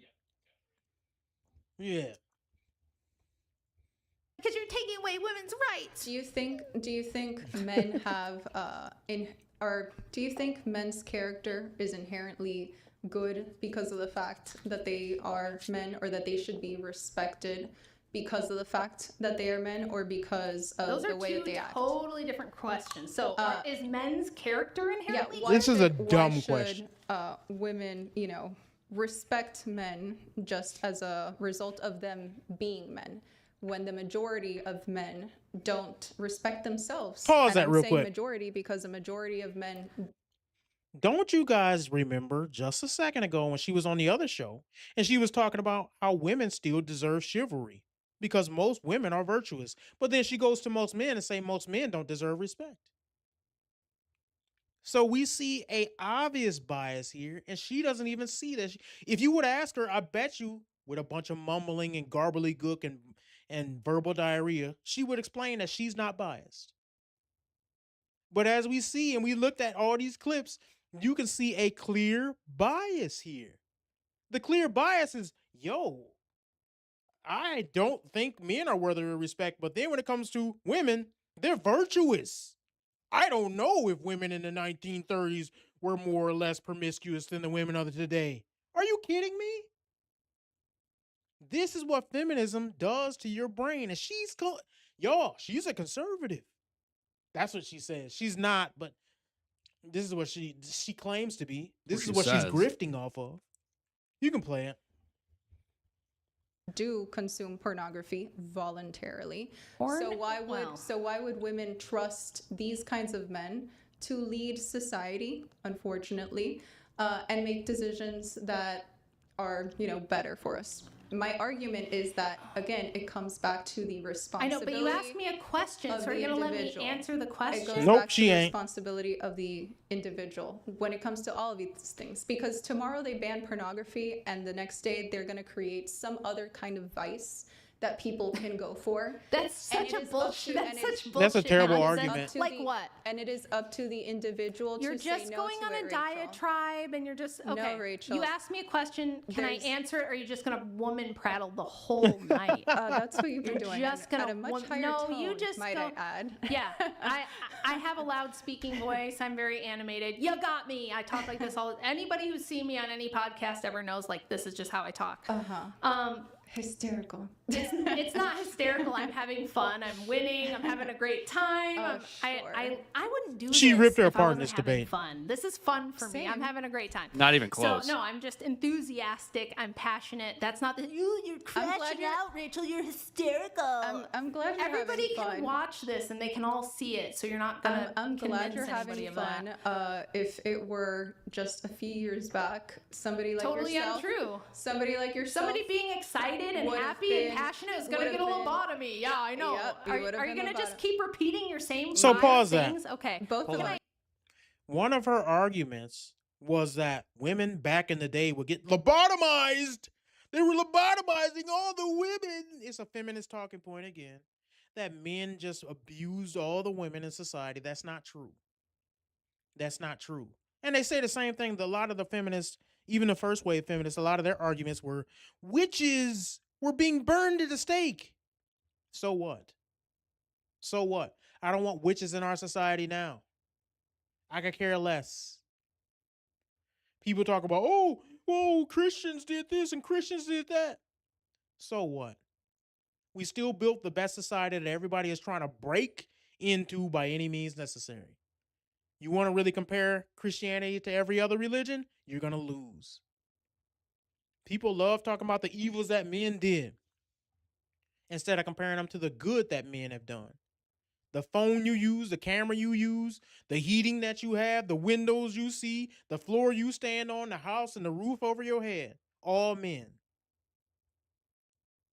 So all this talk about men did this and men did that is feminist talking points. You can play, play a little bit more of that one. Then we'll go to the next section. Can I answer her question? Both of us, Rachel. Both of Let us. me This is just let getting some chats come ridiculous. in, but we are coming up here on the 4-hour mark. Yeah, I wanted to so- just When answer are her we- question. Let me know when are we But closing. really quick Okay, before all right. you do that, because we are coming up on the 4-hour mark, are you guys wanting to get to closing, or we can continue on? We on can some pause more that because- thoughts? I'll leave it. The next section is even more important. Let's go to, so let me just preface this real quick. She goes on Fresh and Fit this week. Now, I want you guys to notice something. And this is, I'm not putting down Fresh and Fit, but it's a little bit different of a platform, okay? The Whatever podcast is a little bit more, what's the word? It's more palatable for all. It's not as harsh as a Fresh and Fit podcast. When you go on Fresh and Fit, you're not just debating Myron. You're debating Myron, Fresh, the guest. You're debating the soundboard, as you guys gonna see. You have to be ready. You gotta be ready because they is not gonna be nice to you. They is not gonna let you have your last word. They gonna be like, no, shut up. They're gonna be like, stupid. They're gonna press that stupid button. Stupid, stupid, stupid. They're gonna keep pressing that button. You're debating all of them. And they don't got no mercy. And for some, here's what you got to give them credit for. Even though I don't agree with everything they say, you have to give them credit because they started this format. They started that format of bringing a bunch of women on and had them say stupid stuff and monetizing it. Everybody and their mama was trying to copy them. Everybody has been on their platform even before Kevin Samuels died. He came on Fresh and Fit. You got to give them some credit. I'm not saying everything they did was right or everything they stand for. And even some of the debate tactics that they use, I don't necessarily agree with all of them, but I will say this. You got to give them some credit because one thing that I do like when you compare Fresh and Fit to the Whatever podcast, well, I'll say things I like and dislike about both. The Fresh and Fit podcast, they don't deal with no straight up disrespect at all. You will be kicked out. Myron will kick you out. And for those who know me, I don't mind that. I'm like, yo, you want to disrespect dude on this whole platform? Get up out of here. I don't mind that. Now, some of the name calling and stuff, I don't like that. But it's their platform, and you know what you're coming into when you got there. What I do like about the Whatever podcast, especially when he has like a good wingman, they're more organized. They will sit there and now the Whatever podcast, they go on for like 6 hours, but they will sit and discuss a specific thing and they don't let everybody interrupt. They try to go like to one guest and they'll let them go back and have a back and forth that's a little bit more organized. So they both have their benefits. And Brian, who runs a whatever podcast, I think he's really trying his hardest not to get demonetized. Oh, Like, yeah, you can trying just his see it. He's like, hardest. oh, what are we He gonna? like, Yeah, I can't say that. I can't say Right. this. But Fresh and Fit is like Right. anything goes, dude. Yeah, like Fresh and Fit is like, what's that show that used to go crazy back in the 90s? Jerry Springer. Oh, Jerry Springer. Fresh Yeah. and Fit is like Jerry Springer, Jerry. and whatever podcast is like the Oprah show. Yeah. A little bit. That's Yeah. the difference. Mm-hmm. So we can pull up that first, the blue one. Wait a second. Let me see and show you the one after that, the not a feminist one. We'll pull that up, and we're gonna go through a decent amount of this too. This is her on Fresh and Fit, just this week. Feminism. It sounds like it to me. No, I'm definitely not a feminist. I just don't hate other women. That's the so cap. No, I don't think we hate women. We're Yeah. just thinking logic and just the truth. Yeah, pointing out facts. Yeah, facts. Is Like, my not, thing is is- not a feminist made. So right? what do you think? Like, Mhm. do you feel like I feel like just from the beginning of time, like, did we send out women and men from the beginning of time back? She had already to the been saying some beginning, to feminist Adam dumb and Eve? stuff. Did we send women out to fight? No, we had men go Exactly, out to so- hunt and fight, and Yeah, women so- have played a different role, which so is why to now? nurture, Wh- cook. Well, I don't breed. think this your argument, kind so of it's stuff. not Mhm. not like a point to make, but from the beginning of time, if Yeah. men did all of that, right, and the men handled currency, men led countries, men Men led. didn't always handle currency and For all the of that, most part, they but did. Let's they not again, play. yes, they did play different roles throughout time. Okay, well, I don't want to argue with you, but No, it's okay. I just feel like men. You're very Women polite. are Yeah, men I just and feel like men men. like I feel like men are meant to lead. Women are meant to care, nurture. This is What is it called when you deliver kids? Look at Myra's face. Yeah, I don't know. Yeah, deliver. I like take care of family. Like, you know what I mean? I feel like I'm not trying to be like this, but it's just like that's what a woman's made for. When the woman it's handling inside the home, the relationship flourishes one, and like I feel like I don't know. As me as a man, if my girl is at me 100% of the time, I fail at work. Like, you know what I mean? Like, Yeah. I fail feeling good about myself, going out to make money.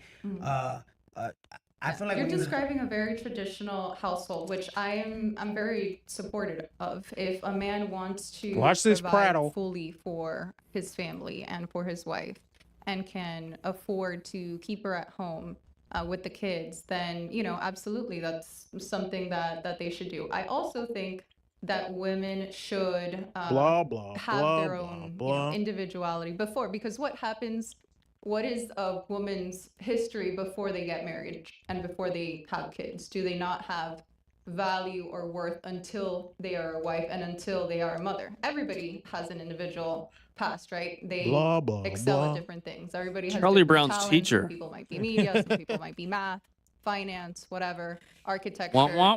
Women Exactly. fill those roles as well. And then if they What is she- want what's to the point? as well, they can come into a marriage, a relationship with a man, Watch the soundbite and they hear with. decide to put those things down for the sake of of raising their family. Of course, the caveat should be that What she are is you providing saying? for, because just as a man saying that I'm going to pay for the bills is not the same thing as providing for a woman that put aside making her own money and being financially independent. God, who the hell cares? You're Pause that, You know, man. 3/4 of the debt is controlled by.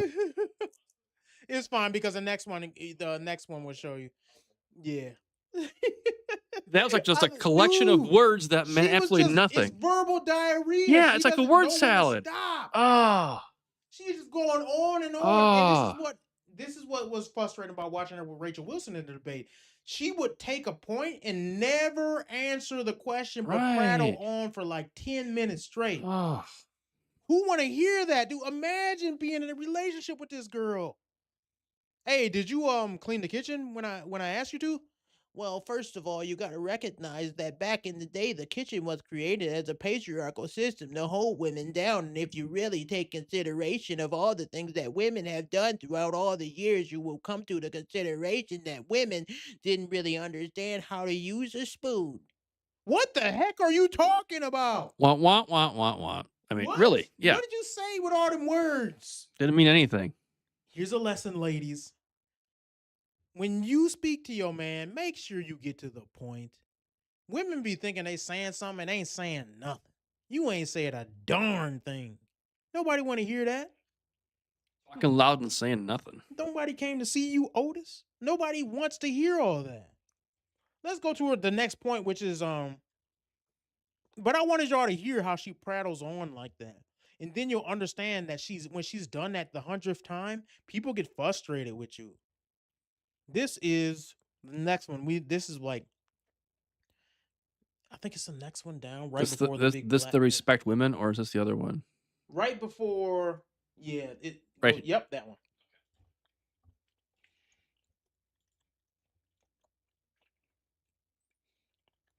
And we'll just be pausing it periodically as well. And so I started digging Oh no, into, not you that know, one. My bad.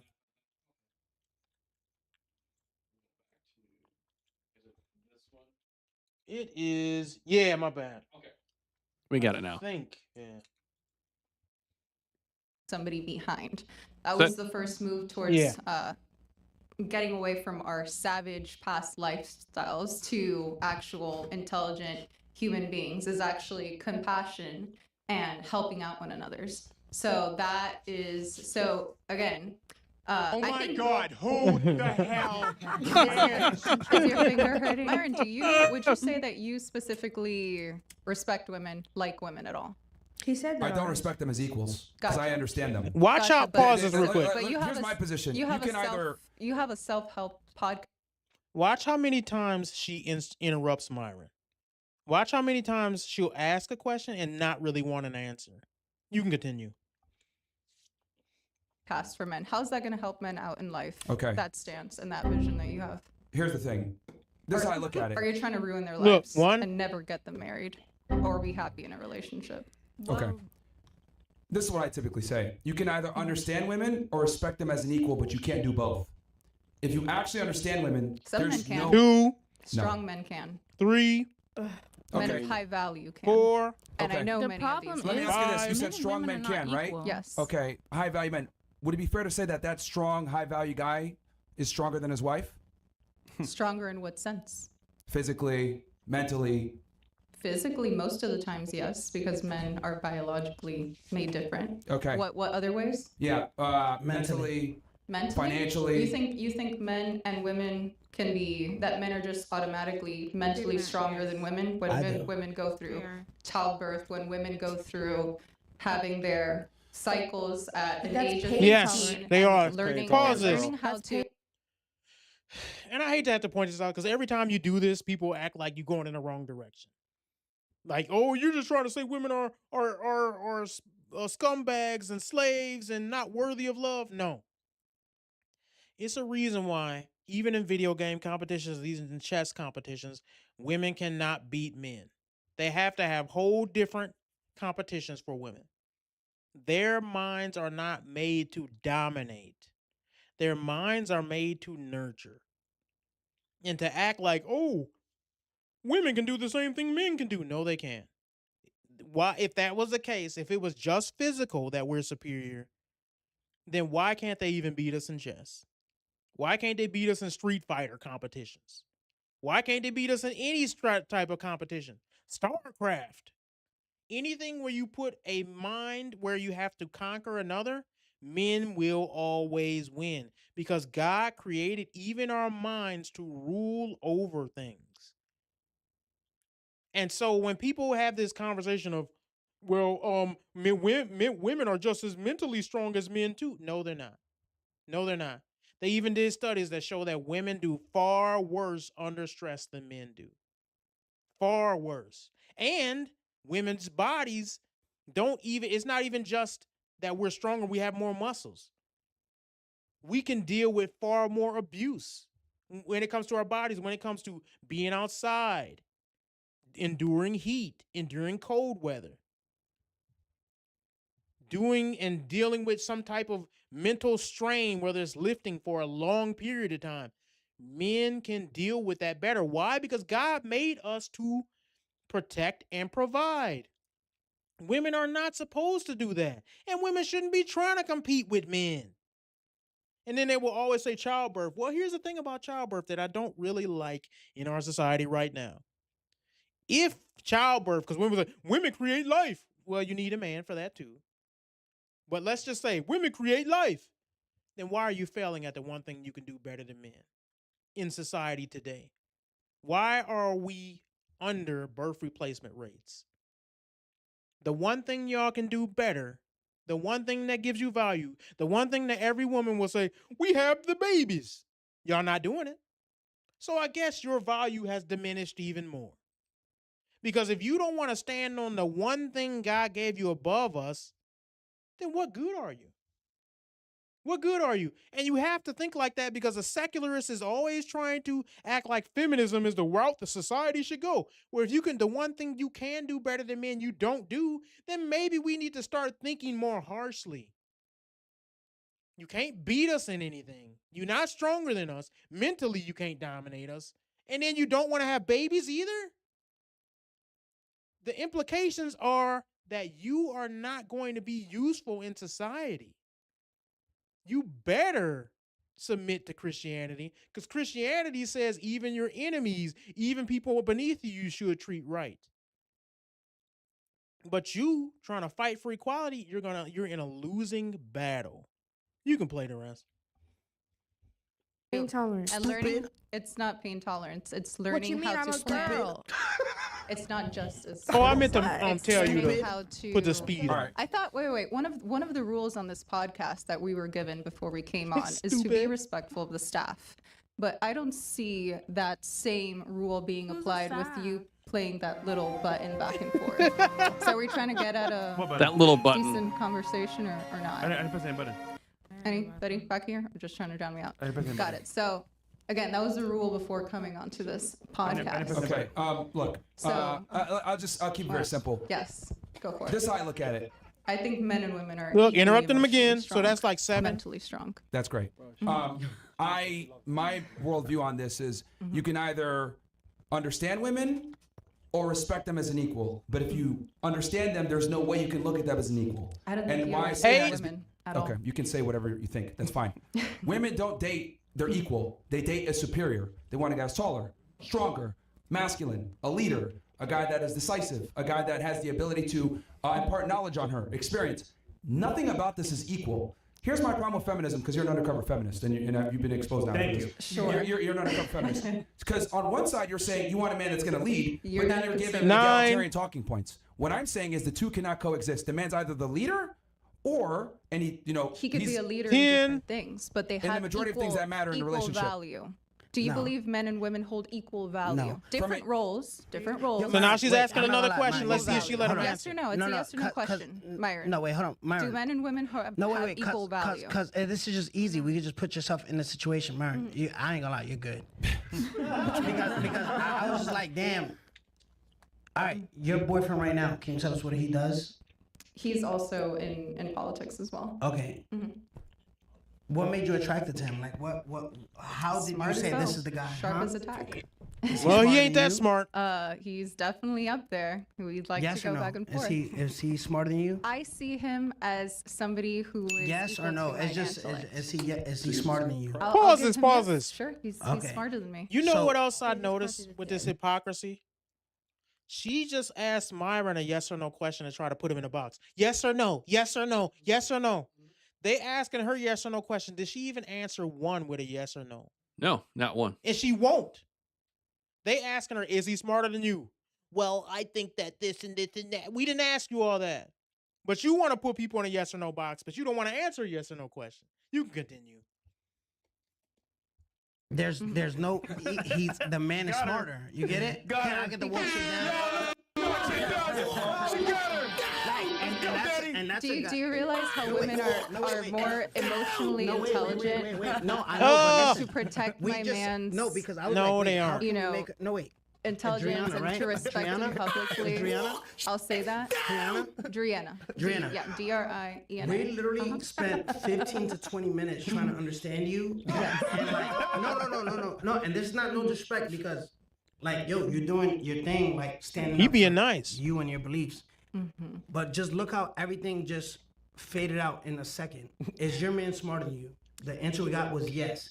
So that goes to say, It depends on what things. no, you. All right, is he? Is, So, all right, again- Just to all right, qualify hold on, every hold on. answer. Don't just, it's no technicalities, right? What makes a yes, no? there Hold on. are. No, hold on. There's women, right, and there's men. Yes. What makes a woman, right? What makes a man, right? There's no difference. Like in certain points where girls are like, no, if I identify as this, no, that's cap. I agree. So there's no technicalities, no. But if I feel like I wake up today, and, all Biology right, is not the same exactly. as intelligence No, levels or no. IQ levels. But the answer is the guy you're dating right now that you're attracted to. Something, because I know if you liked him and he didn't like you back, you guys wouldn't be dating. Clearly. So you would have to like him first. You would have to be attracted to him. Something will have to like hit the switch. The switch is that he's smart, right? So that's literally going against everything you're saying. You're looking for someone who's, in life, not move like up in life. Being smart doesn't mean you're up in life, but he's into politics. I'm pretty sure he's financially stable, and I'm pretty sure he's good looking, right? I'm pretty sure he's that guy. But you just admitted with a simple yes that the guy is smarter. Because you guys were basically, is he? Do you guys live in your house or his house or your Pause apartment this or real his quick. Either. I don't believe. How do you get beaten in the debate by 6'9"? What he did is he did yeah. walk her down. Mhm. Because what he did is he said she was trying to act like men and women are equal. Women are attracted to men who can lead them. And the way you lead a woman is by being better than her in certain aspects. They even statistically did a study. I wish I would have put this on our little sheet. But they did a statistical study that shows that when women make a certain amount of money, they want a man that makes 30% of them no matter what they make. No matter what they make. So they could be making $300,000, but they still want to date a man who's making $390,000. They want that because they cannot respect a man that is on their level. They want somebody who can lead them. God put that in them to want a man who's a leader. That's not bad. That's not bad. That's actually a good thing to say, listen, I want a man who's going to lead me. I want somebody who's going to take me to the promised land. I want somebody who's going to protect me when I'm in a vulnerable position having their babies. They better be able to lead me. That's a good thing for a woman to acknowledge. What's the problem with Driena? Is she doesn't want to acknowledge that because then it takes away her feminism, her feminist talking points. She don't want to acknowledge her man is better than her because then she would have to admit we're not equals. I chose him to lead me. Guess what? A woman ain't even going to be attracted to you if she can't respect you as a higher person than her. She will not be attracted to a dude who work at McDonald's and she's an accountant. She won't. She's not going to be attracted to a Weasley weak dude when she lift or she could bench press 145 pounds and he can't bench press 95. She won't. It's not in her nature to go for a dude that's less than her. And a lot of dudes don't understand that. Oh, she likes me for me. No, she doesn't. She like you because you can lead her in some aspect or another. We could play it. Even that until marriage. But Did you guys? But What we're in 2026. Watch this. Anything matters, but this matters, but not that this matters. Did you guys have sex yet? Uh-oh. so we have been together for Yes, a no. year. Yeah, just yes, no. It's okay. I'll like- let you guys assume if we've been together for a year. Yeah, I'll Okay, pretty so sure. Yeah, you sex. answered your own question. Okay. Wait And I'm not trying to back you a into second. corner. Why couldn't she answer that directly? Why? Why, queen? Why couldn't she answer it? She knows the answer is not conservative. She knows she's not living right. She knows she's having sex outside of marriage. She's just said before, I don't believe in living with him, because he asked a point blank question. He was like, do you live with him or does he live with you? What 6ix9ine was trying to establish is that he's the leader. But she wouldn't answer it. She said, I don't believe it's right to live with a man before marriage. Why not? Why not? You totally believe in having sex with him before marriage. What's the difference? Miss Conservative, Miss Traditional Values, Miss TPUSA. Why? This is what I don't like about these people. She's conservative. She's traditional. She's conserving something, right? But yet she want to push women to be promiscuous just like her. Having sex continually with a man she's not married to and then go off and push TPUSA on everybody else. No.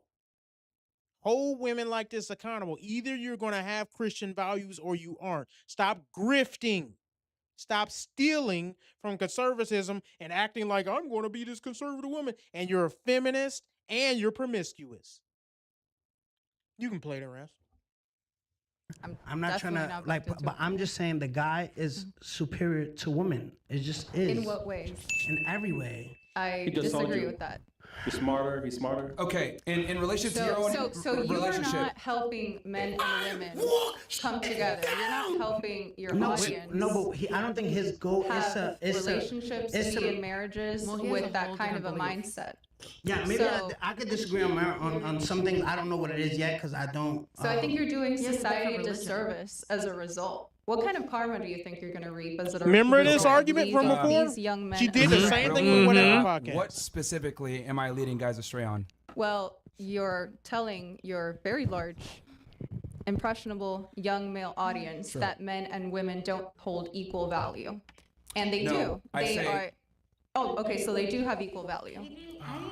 I say Okay. that men and women are different. But do they have equal value? Interrupting If we wanna once talk with about- this Answer no exchange. question, Myron. Do they have Hold on, equal hold on, value? hold on. No. Who are you talking to? Yo, Yeah. relax for 2 seconds. Go for it. When we talk about equal value, are we talking from a humanitarian perspective? From a value as a human being perspective, sure, yes. Do men and women have Yes. equal value? I've Yes said or this no? many times on my show. When it comes to a human perspective, of course, I would argue, as a matter of fact, if we're going to go straight biology, we need to protect women so that we can continue to, foster a generation. However, this is why women have, because here's the thing. You cannot demand chivalry and preferential treatment, which is what traditionalism is, while simultaneously arguing for egalitarianism like you're doing. That's the problem. Yep. You are what I call, disagree with that. you are the proverbial double dipper feminist, where when, yes. I love, did you just make that up sorry, right is now? this a No, I debate? talk about this in my book all the time. Double dipper feminist. Is this a debate because happening right this now? happens all the time where a woman will sit there and say, I want a traditional relationship. I demand a man that makes more money than me, a guy that's taller than me, more competent than me, etc. Then you'll turn around and say, oh, but it's a 50-50 partnership. Yep. That's not the way things go. That's Pause not that how real it quick. is. Who's superior to an That's 100% true. She wants to be the strong boss babe woman, dating this multimillionaire guy, and then still have feminist talking points. You cannot have it both ways. Either men are oppressing you or they aren't. And you can't be a strong boss babe. Oh, I want all these traditional values and handpick out what you want. She wants men to have chivalry, to pay for the first date. She said that on one of her podcasts too. She wants to be treated like a lady. But then I also want to be able to boss a dude around and remind him of how women were oppressed and we deserve to be treated in these high up on a pedestal ways. This is nonsense, dude. She wants to have it both ways, and she's an undercover feminist. It's super easy for anybody to see who listens to her talk. You can play it. in every single way. The man is the leader, and by definition, He carries more value as far as a leader. Now, I want to talk from a humanitarian perspective. That's a completely different conversation. I'm not saying men carry more human value than women. I have never said that. And as a matter of fact, it's quite the opposite. I've said women carry more human value when it comes to preserving. Listen to this dumb argument she about to make. 2 minutes ago, you said you can either understand women or respect women. Does that not go? Respect them as an equal. As an equal, correct. Within the confinements of a relationship, not humanitarianism. So completely that goes different. completely against what you just said. Or why don't you define humanitarianism instead? You can either, listen to me, you can either understand women or respect them as an equal. Within the confinements of a relationship. Within the confinements of a relationship. Yeah, I mean, I didn't realize I had to spell it out for you like that. Yes, you absolutely do. I assumed do. like no one here is making an argument that women carry less intrinsic human value. What I am saying is we are not equal in the relationship because I have significantly more standards that I need to accomplish to get in said relationship. I am the leader. I am the provider, so therefore I have more responsibility. If I have more responsibility, authority comes with that, and we are inherently not equal now because I'm more responsible, and that comes with authority.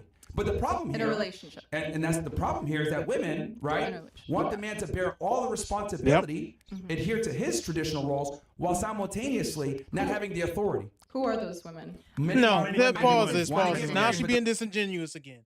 She's lying. Who are these women? All women. All women. There's very, very, very few women who do not want that. And what I mean by that is they want to have the freedom to do what they want to do. They want the freedom to be able to say what they want to say, act how they want to act, have no consequences in society, and then also tell the man, you must still provide, you must still protect, you must still be taller than me, you must still be smarter, you must still go out and do all the work and bring back the money. They want him to keep his side of all the gender roles that have been traditional throughout all of history, but when it comes to modesty, chastity, submission, those is thrown out the window. You can't even mention them anymore. You even have girls on podcasts saying he should buy you this. He should take you out to eat. But if he asks you to even change what you're wearing because it's too revealing, he's controlling. He's abusive. If he doesn't give you money, he's financially abusive. If you don't want to see how feminism is affecting our society, you just don't want to see it. But don't sit up here and tell everybody, oh, who are these women that want that? They're sitting all around you. This is why men don't be trusting these women, because y'all be sitting over here lying, acting like, oh, that's I haven't seen that. Yes, you have. All your friends say that. You're just a liar. I hate when people lie in a disingenuous way to win an argument, and that's all she does. You can play it. They don't want to be wives. I'll give you an example. Sure. A lot of women want a guy that's a provider, makes money, has status, etc. That guy will say, you know what? Cool. I don't like you going out with certain girls. I don't want just you going like out with my girls myself. example. Hey, I don't like what you're wearing. What the? Are you insecure? Blah, blah, blah. So in other words, the guy's supposed to adhere to his masculine tendencies while she can pick and choose when she wants to be a lady. I think that's my problem with this proverbial feminist double dip. No, she's trying to shut him up. Gotcha. Shut up. Speaking to a very small percentage of women, if those are the women that you're talking to. And obviously, you know, this podcast brings on women with a majority, certain kind of a background. A lot of women have a background in sex work. And that's only less than 1% of the entire population of women. You're here. Yes, I'm trying to break up that percentage for you guys. Give you guys a little bit of diversity on the show. A woman's profession typically doesn't change her wants of a guy. Like she still has the what I'm saying is biological wants. You're talking to a lot of women. Was the reason why you came here was to debate with him, and that was your true purpose of coming here, or were you here to hang out with all of us and him because he's here and we're all here, we're all hanging out, and none of us can talk. I mean, you're draining the life out of all of us. I can't even think. You say a sentence I understand, and then after like a whole paragraph, you laugh at me. Driena? The conversation got led in that direction. Not Driena, you're not doing a bad job though. I just think Driena. She dreams you. Driena. Driena. Yo, fresh moment. We gotta run this back with Driena, just like on some like. We can turn it to the other ladies or whatever. But just to clarify, that's what I mean when I say within the confinements of a relationship, they're not equal. Gotcha. Does somebody else want to say something? Yes. I think that is an You know what? extremist Pause point this. of view. Because we're gonna skip ahead for in a little bit. I didn't put the sound. I mean the timestamp. But here I might be able to. No, I can't. We'll skip ahead because I don't want to hear this.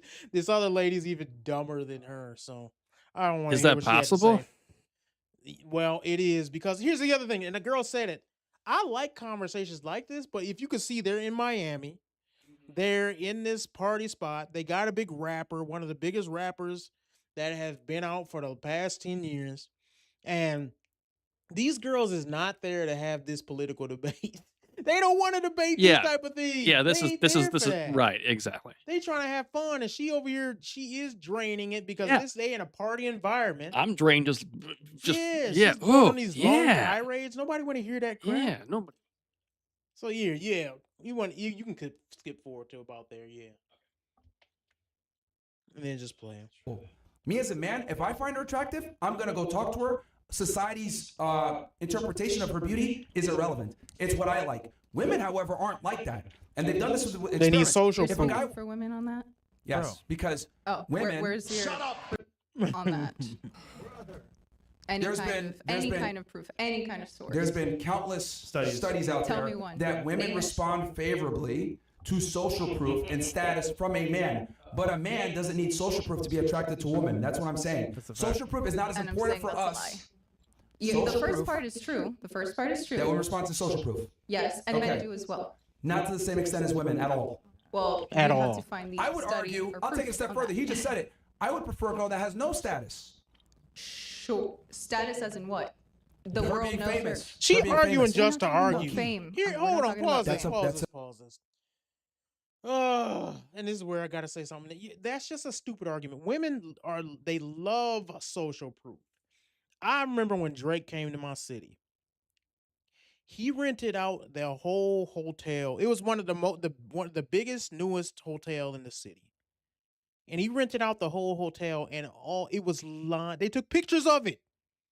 Lines of girls. All of them dressed to the nines. All of them fine. Waiting to get into his hotel party. When has Oprah ever done that? When do you see lines of men coming to get into Oprah's party because they just can't wait to try to get at Oprah and sleep with him? Because I've heard about these Drake parties. I've heard about the Chris Brown parties. I've heard about the insert here male parties where they have nothing but hundreds of girls and one or two dudes, and they all vying to try to sleep with this one dude. When has that happened to Oprah? When has that happened to Whoopi Goldberg? These people are famous. They have money.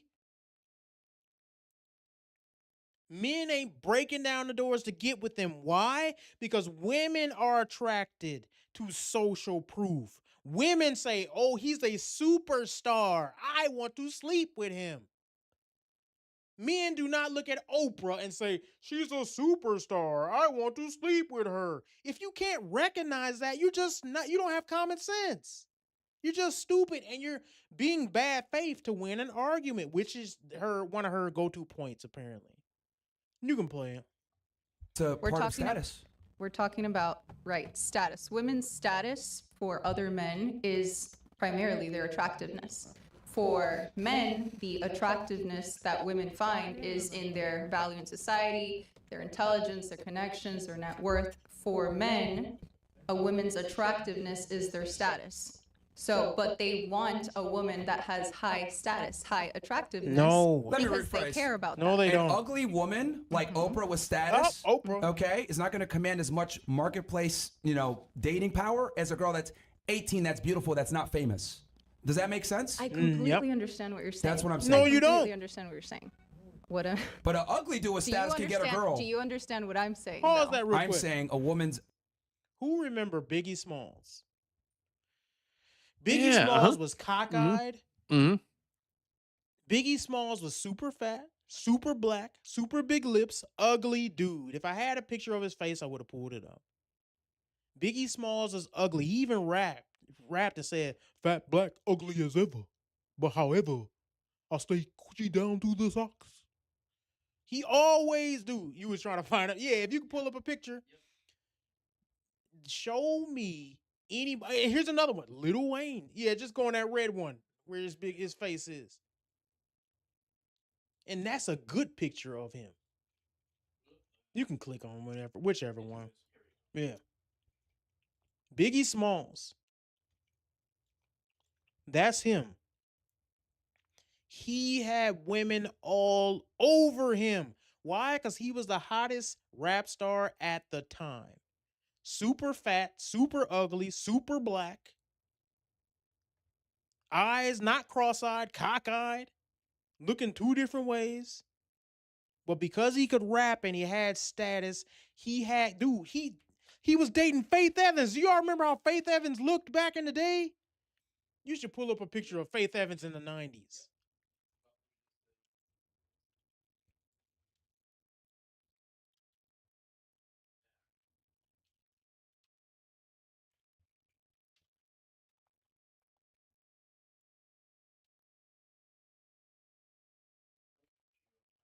Oh, it's not showing it.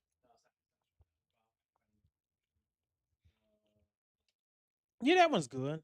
Will it click? Yeah, just show it from there and it's fine.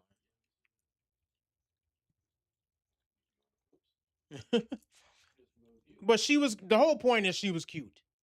She was not ugly. Yeah, you can go back to the full screen. It's fine. This is what I'll say.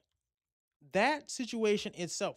Here's another person. We don't have to bring him up, but Lil Wayne, one of the ugliest dudes on the planet. Just ugly. Straight up ugly. He looks like a catfish. Just a ugly human being. Had mounds and mounds of girls. Still raps about sleeping with different women. He had plenty of women. If you go down Lil Wayne's ex-girlfriends, all of them fine. Why is that? It's because a man's status matters. A woman's status doesn't. Think of look, even if you go to like a Cardi B, or you go to, who is it? What is her name? I forgot her name. But all these girl rappers, they be marrying regular dudes. Why do they marry regular dudes? Because they cannot. Dudes is not trying to get to them like that. Look at Lil' Kim. Messed up, all in the face, doing plastic surgery. She can't find no dude. Ain't dudes breaking their door like, man, she was a great rapper in the 90s. Nobody cares. She's unattractive. Anyways, let's go back to that video because it's no way to not see that unless you just don't want to see it. Beauty doesn't really she gets inherent value by being attractive. Yes. But she doesn't need to be famous or actually have societal Why status. does this always turn into a debate? I agree. Okay, so then there's nothing. All right, Mariana. You agree? I mean, Yes. Yo, so what? Yo, just stop talking, man. Stop talking. Probably. is your boyfriend a millionaire? May or may not be. Oh, he is. He said he was a millionaire in another podcast. Yeah, come on, man. Sit on a minute now. Sit on a minute now. Yeah, more Is that proof that bad? she dates up. If he were, I haven't confirmed that is the case. But if he were, are you trying to criticize me for that? That's not what they said. I'm just addressing the biological Okay. reality that women don't date their equal. Yep. Proven by your own dating practices. Proving his point. So you want women to date their equal? Oh my God. Bro, Even the girls I get never once frustrated. said women need to date their equal. I'm just Okay. saying that women will sit there and say they want equality while not dating someone equal to them. That's what I'm saying. I have dated people equal. No, you to me. haven't. And how did those relationships go? Ended. broke right? up with them. It depends. It depends. The guy's character is the most important thing. Fantastic. Oh, Sure. If he All right. didn't have that, then we would not be together. I actually encourage women to date significantly above them socioeconomically and every other way. I tell women to do that because I understand women don't feel fulfilled until I they don't feel think like you they're with a understand winner. women, period. I mean, He wow, broke you down. But Wow. well, that's why you're single, aren't you? A man being single is not the same as a woman being single. You know what? Oh, Pause no, this it's again. not. At all.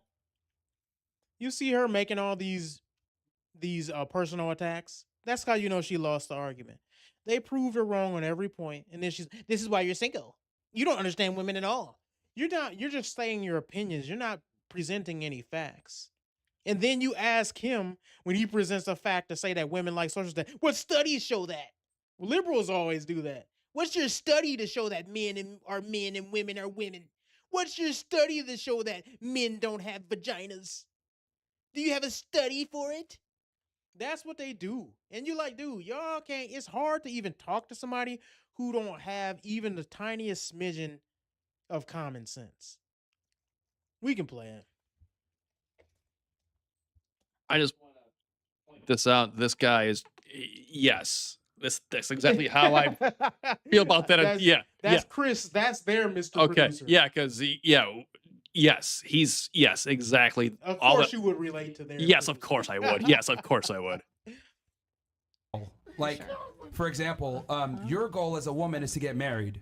And yours isn't, as a man? No, our goal is to get sex and, be a bachelor. Is the reason why, guys want to be bachelors for a while. You've heard that, guys, watching the podcast. If you want to get married and have kids and a family, this is not the podcast for you. Chris, yo, no one's watching you, by the way. No one's coming to you after the show.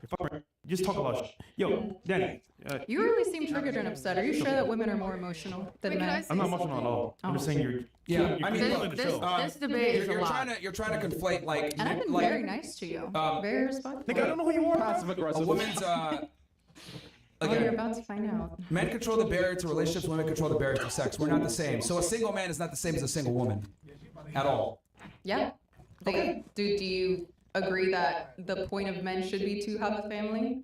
Is that what you're trying to guide your followers to do? Wait, girls. Let's let Mark handle it, okay, ladies? Ladies, let Mark handle it, please. Yo, I'm not gonna hold you. You're killing the show, bro. You're just killing the vibe. You're fucking annoying. I don't know. Am I finally getting kicked out?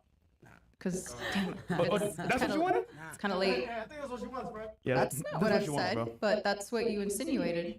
No, just shut the fuck up, bro. For 2 seconds. Why don't you be equally as respectful as I have been to you? Nigga, I don't know who you are, bro. Yo, what's the next chat, bro? Well, again, just meet a mic. very. Yeah. Look, I'll respond to her really quickly. Using the measurement of being in a relationship is not the proper metric for a man, because our goal, we are the ones that give out relationships. Yes. What? That's new. Okay, can you get married unless your guy gets down on one knee and proposes to you? Can anybody get married without the other person, without the Yes, opposite but it's sex? okay. But there's a reason why a woman takes a man's last name. There's a reason why the man is the one that gives her the ring. The man is the one that gives her the relationship. Women give sex. So for you to sit there and be like, "Well, are you in a relationship?" That's not the same metric. You need two people to tango in a marriage. You need two people to come together in a relationship. Men don't give marriages. You want to pause the this real gatekeepers to quick? relationships. This is the part of the problem with these feminists, these undercover feminists, is they want to take away all power that men have, even though it's clearly apparent to everyone. Men give relationships, women give sex, which means that in our society right now, if a woman, and this is happening in the black community, this is why I hold a lot of the fault of the black community. I hold a lot of the weight of it on the women, because the women are deciding that only the thugs get to have sex because they hold the power of sex. And so they will say, I'm not having sex with this lame, this accountant, this PC computer worker, this technician. I'm not going to have sex with them. I'm going to have sex with the drug dealer, the baller, the rapper. And so now all of our young men want to be drug dealers, ballers, rappers, because women have the power over sex. Now, who has the power over marriage? Men do. Men are the one who decide, I'm going to marry her or I'm not. If we decide, no, we're not going to marry, then nobody gets married. Now, what's happening in society now that's really, really sad is there aren't many marriageable women. There are men that are trying to pursue righteousness. They're trying to pursue virtue. They aren't very many women that are trying to pursue virtue. How do we know that? Because even in the church, men are saying, I'm really struggling trying to find a good woman, a woman who's not feminist, a woman who will submit, a woman who will be a good mother, a woman who will be a good wife. They can't find it. Women are the one doing 70% of the divorces. Women are the one who 60% of them, even in the church, believe in abortion. That's not marriageable. If you believe it's okay to murder my children, you're not going to be a good mother.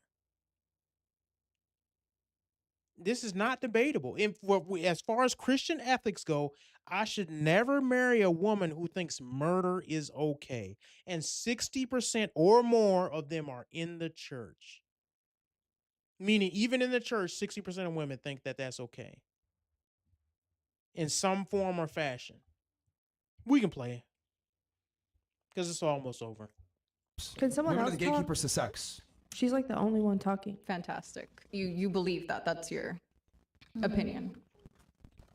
Okay, that's just that is literally the intersexual dynamic fact, is that women want security within a relationship, men give relationships, women give sex, men want sex. We have two different things that we offer. I believe women give relationships and families and No, they children don't. as well, and a stable future and a home.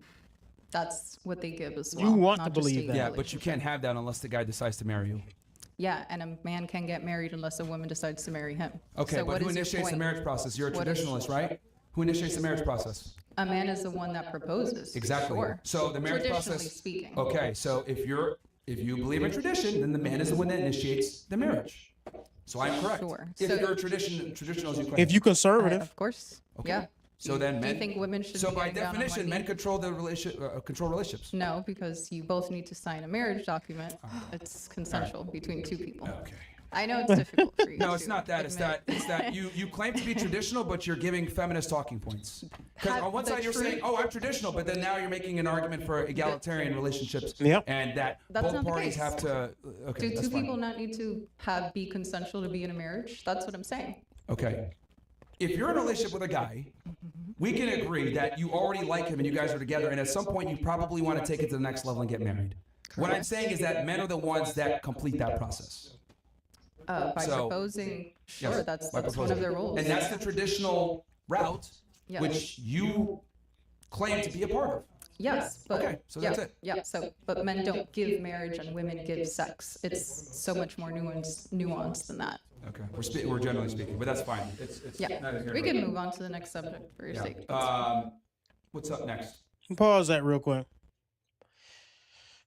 Men, don't ever get in a relationship with a woman who doesn't want to admit she's wrong, ever. If you ever get in a relationship with a woman and she can argue like that and still feel like, yes, I'm still right, why would you ever waste your time with her? Why?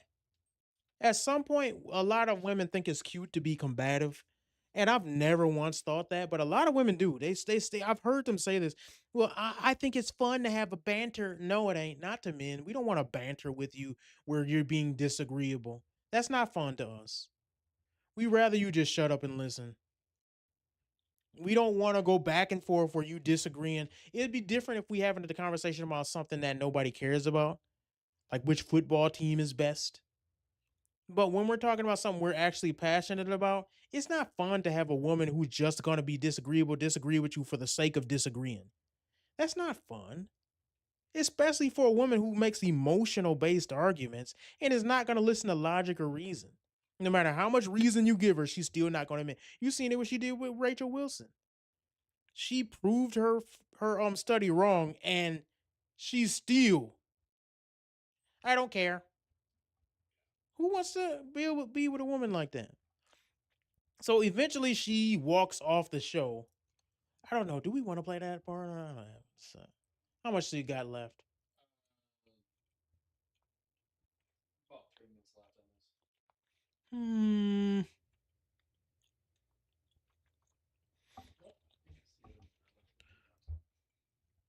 Yeah, you can skip ahead a little bit. Yeah, you want to skip the part where she does Yeah, walk off, let's see that because- I found it. Yeah, that's fine. At least I'm close to it. Yeah, that's fine. Yeah, here we go. Let's try this. That's a show that she did leave the show. Subscribers. I don't do OnlyFans, but I'm not all of you, not all of you, but a lot of the people that come on the show is to get subscribers, right? And Okay, that helps so what was build your the point show. in coming onto the show? To So get my clipped and to get kicked out? So, Girls, so my point is to offer a different perspective, but I agree. I have spoken long enough, and so you Well, I guys know have a that great, 6ix9ine's gone. You can't clip great anymore. rest of your night, and maybe if you guys want to have me back, let me know for what I'm mean, listening. But it has been Nope. fantastic. No. I want to invite you back, but Chris, no. Yeah. No, All right. I won't. Have a great night, guys. All right, good Log night. off. You have a good night as well. Right. Thank you so much. And that's All right. Driena on IG. Driena. Okay. Muted. Nope. Thank you guys. That was the whole point of her coming on. No, well, she wanted to come on before the guest, but it's fine. Thank you guys. She's just long and old. All right, you can pause that. All this to say, I can even ask you, Mr. Producer, what did you notice the similarities between her and the whatever podcast when she was on that one, and what differences did you notice? Well, I noticed she was a lot more. She seemed to be more forceful on this one. Yeah, She was more. She was interrupting more. I mean, the way that she was saying things like, "Well, okay," and she was trying to. At some points, I noticed here she was trying to, like, try to take control on this one.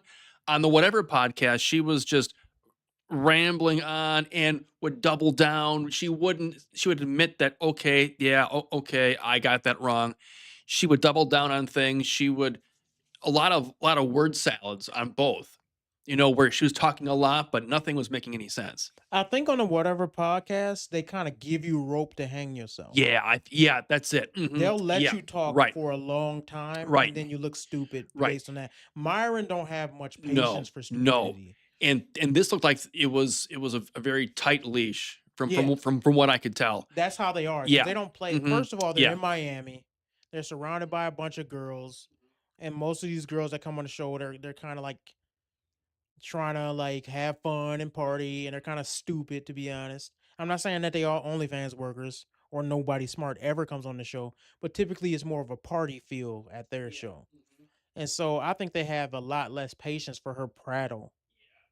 And the thing is, I think that it kind of shows you like, yo, she thought she was going to come on there and make a good name for herself. She even tried to put in a plug for her to come back and debate Myron. Nobody want to see what that. was up with no. You already got ripped apart by Rachel Wilson. Right. And Myron would not be easier for No. you. Because he's not going to have patience Not to at sit all. there and like laugh it off. He's going to be like, you're an idiot. He's just going to end it within a few minutes or he's not gonna let you seconds, get really. away with Seconds, that. really. Oh, yeah. Honestly, I would be interested in seeing her debate Myron on the Fresh and Fit show, but that's only because I want her ideas to be crushed. Oh, they would be crushed, too. Yeah, she's coming over here and pretending like she's a feminist. She's still Right. on the same playbook. Right. Like, come on, kid. And giving non-answers. Going on this, and they wouldn't. Right. The thing I did like about her being on the whatever podcast is they did not let her run away. They was like, no, Right. no, No. you're not gonna play this. You're prattling. They even the sound bites helped. Yeah. Because it was like, no, Right. we don't care. Like, stop. And the thing about that is she is able to get away when she can overpower and take control of the conversation. And I think she was not used to how they were like, nah, we're not letting that happen. Right. Even Right. Fresh is like, you're annoying, you know? Yeah. And the thing, Right. it's just one of those situations where I think, just like we said at the beginning of this whole podcast, she's so used to being able to talk and prattle and go along as long as she wants that she kind of is going to be off-put. She's going to be out of her element when people say get to the point. Right. There was a comment on one of the whatever podcast episodes, and they called her filibusty. I thought that was filibusty. Yep. Yeah, that's kind of funny. She is just, man. I remember me and Hero Forge, we did a like most annoying influencers thing, and I put her in there because when I heard, and I had only seen her on the whatever podcast when she did a debate with Rachel, and then the other time when she was just on the panel, and I thought she was one of the most annoying people on the planet. I'm like, oh my gosh, dude. Somebody get rid of this woman. And you know what? I still can't remember a single thing that she said. I don't remember any. It's just basic drone. feminist points. Yeah, it wasn't anything. Men bad, women good. Yeah, it wasn't anything. Oh wow, there was nothing enlightening about what she had said. It was just all the same from the same playbook. She never. It's like she has the same 3 or 4 pat answers, and she can't go beyond anything below the surface. Somebody has told her that she was a good debater, and they lied to her. The They were thing, just they just don't want to hurt her feelings. Mhm.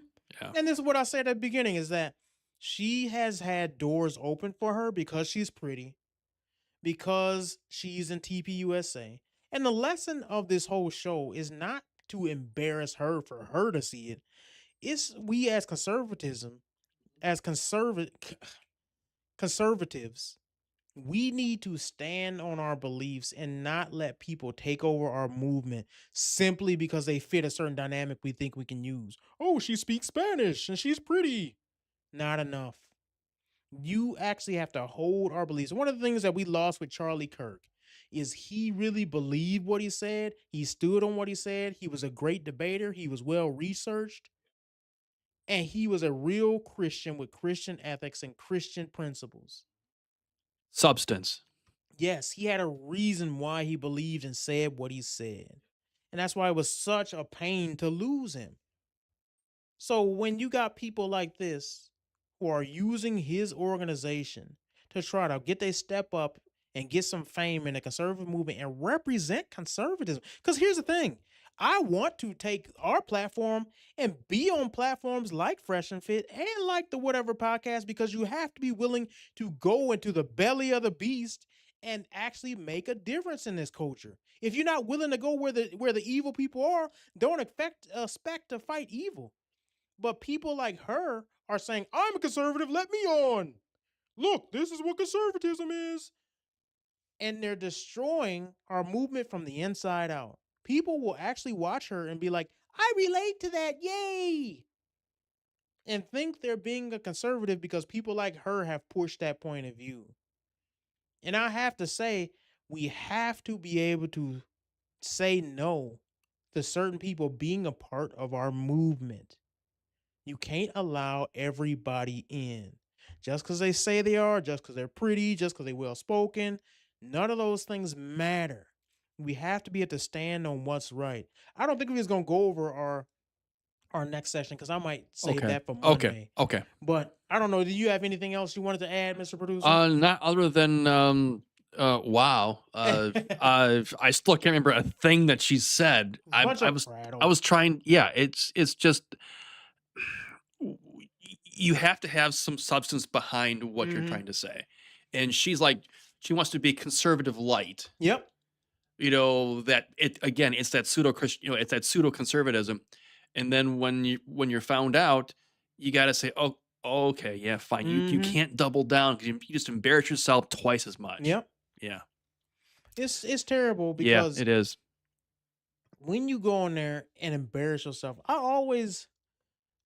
whenever I was in a debate or whenever I was doing a sports thing or wrestling or anything, I would always sit and analyze and have the ability to look back at what I done and say, was that good or did I perform bad? What did I do right? What did I do wrong?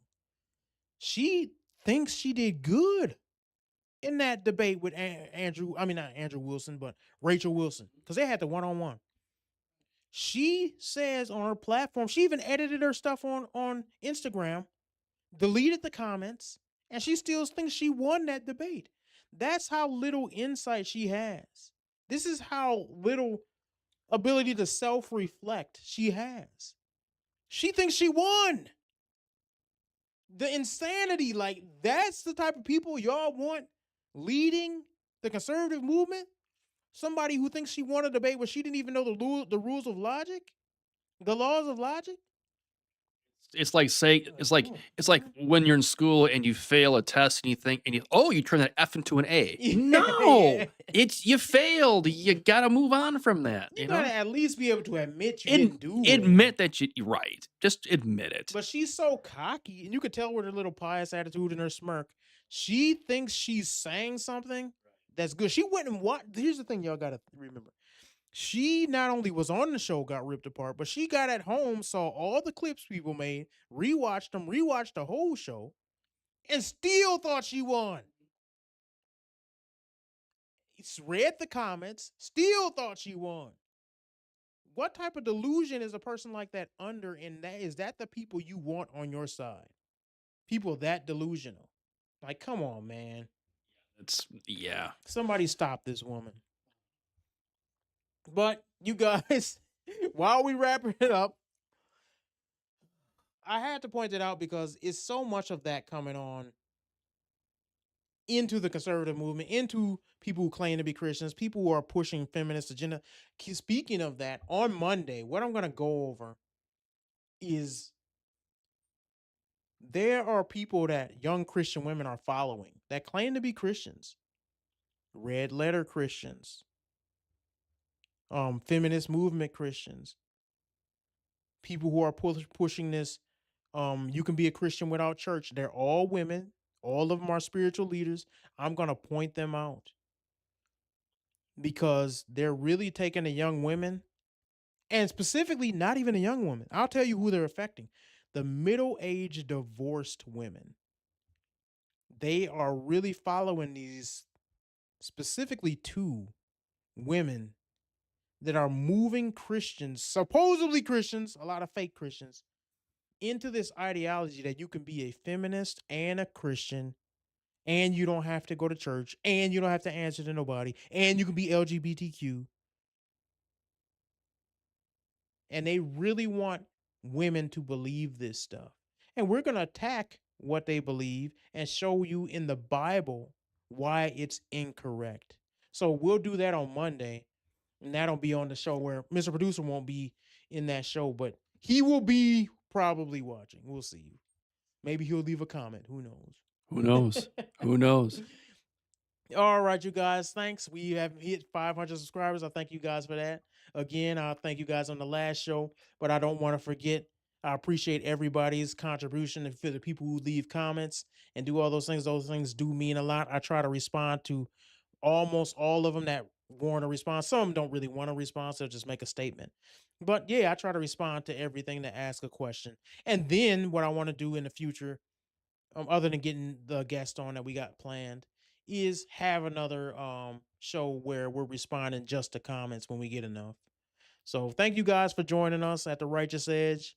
Peace out until next time.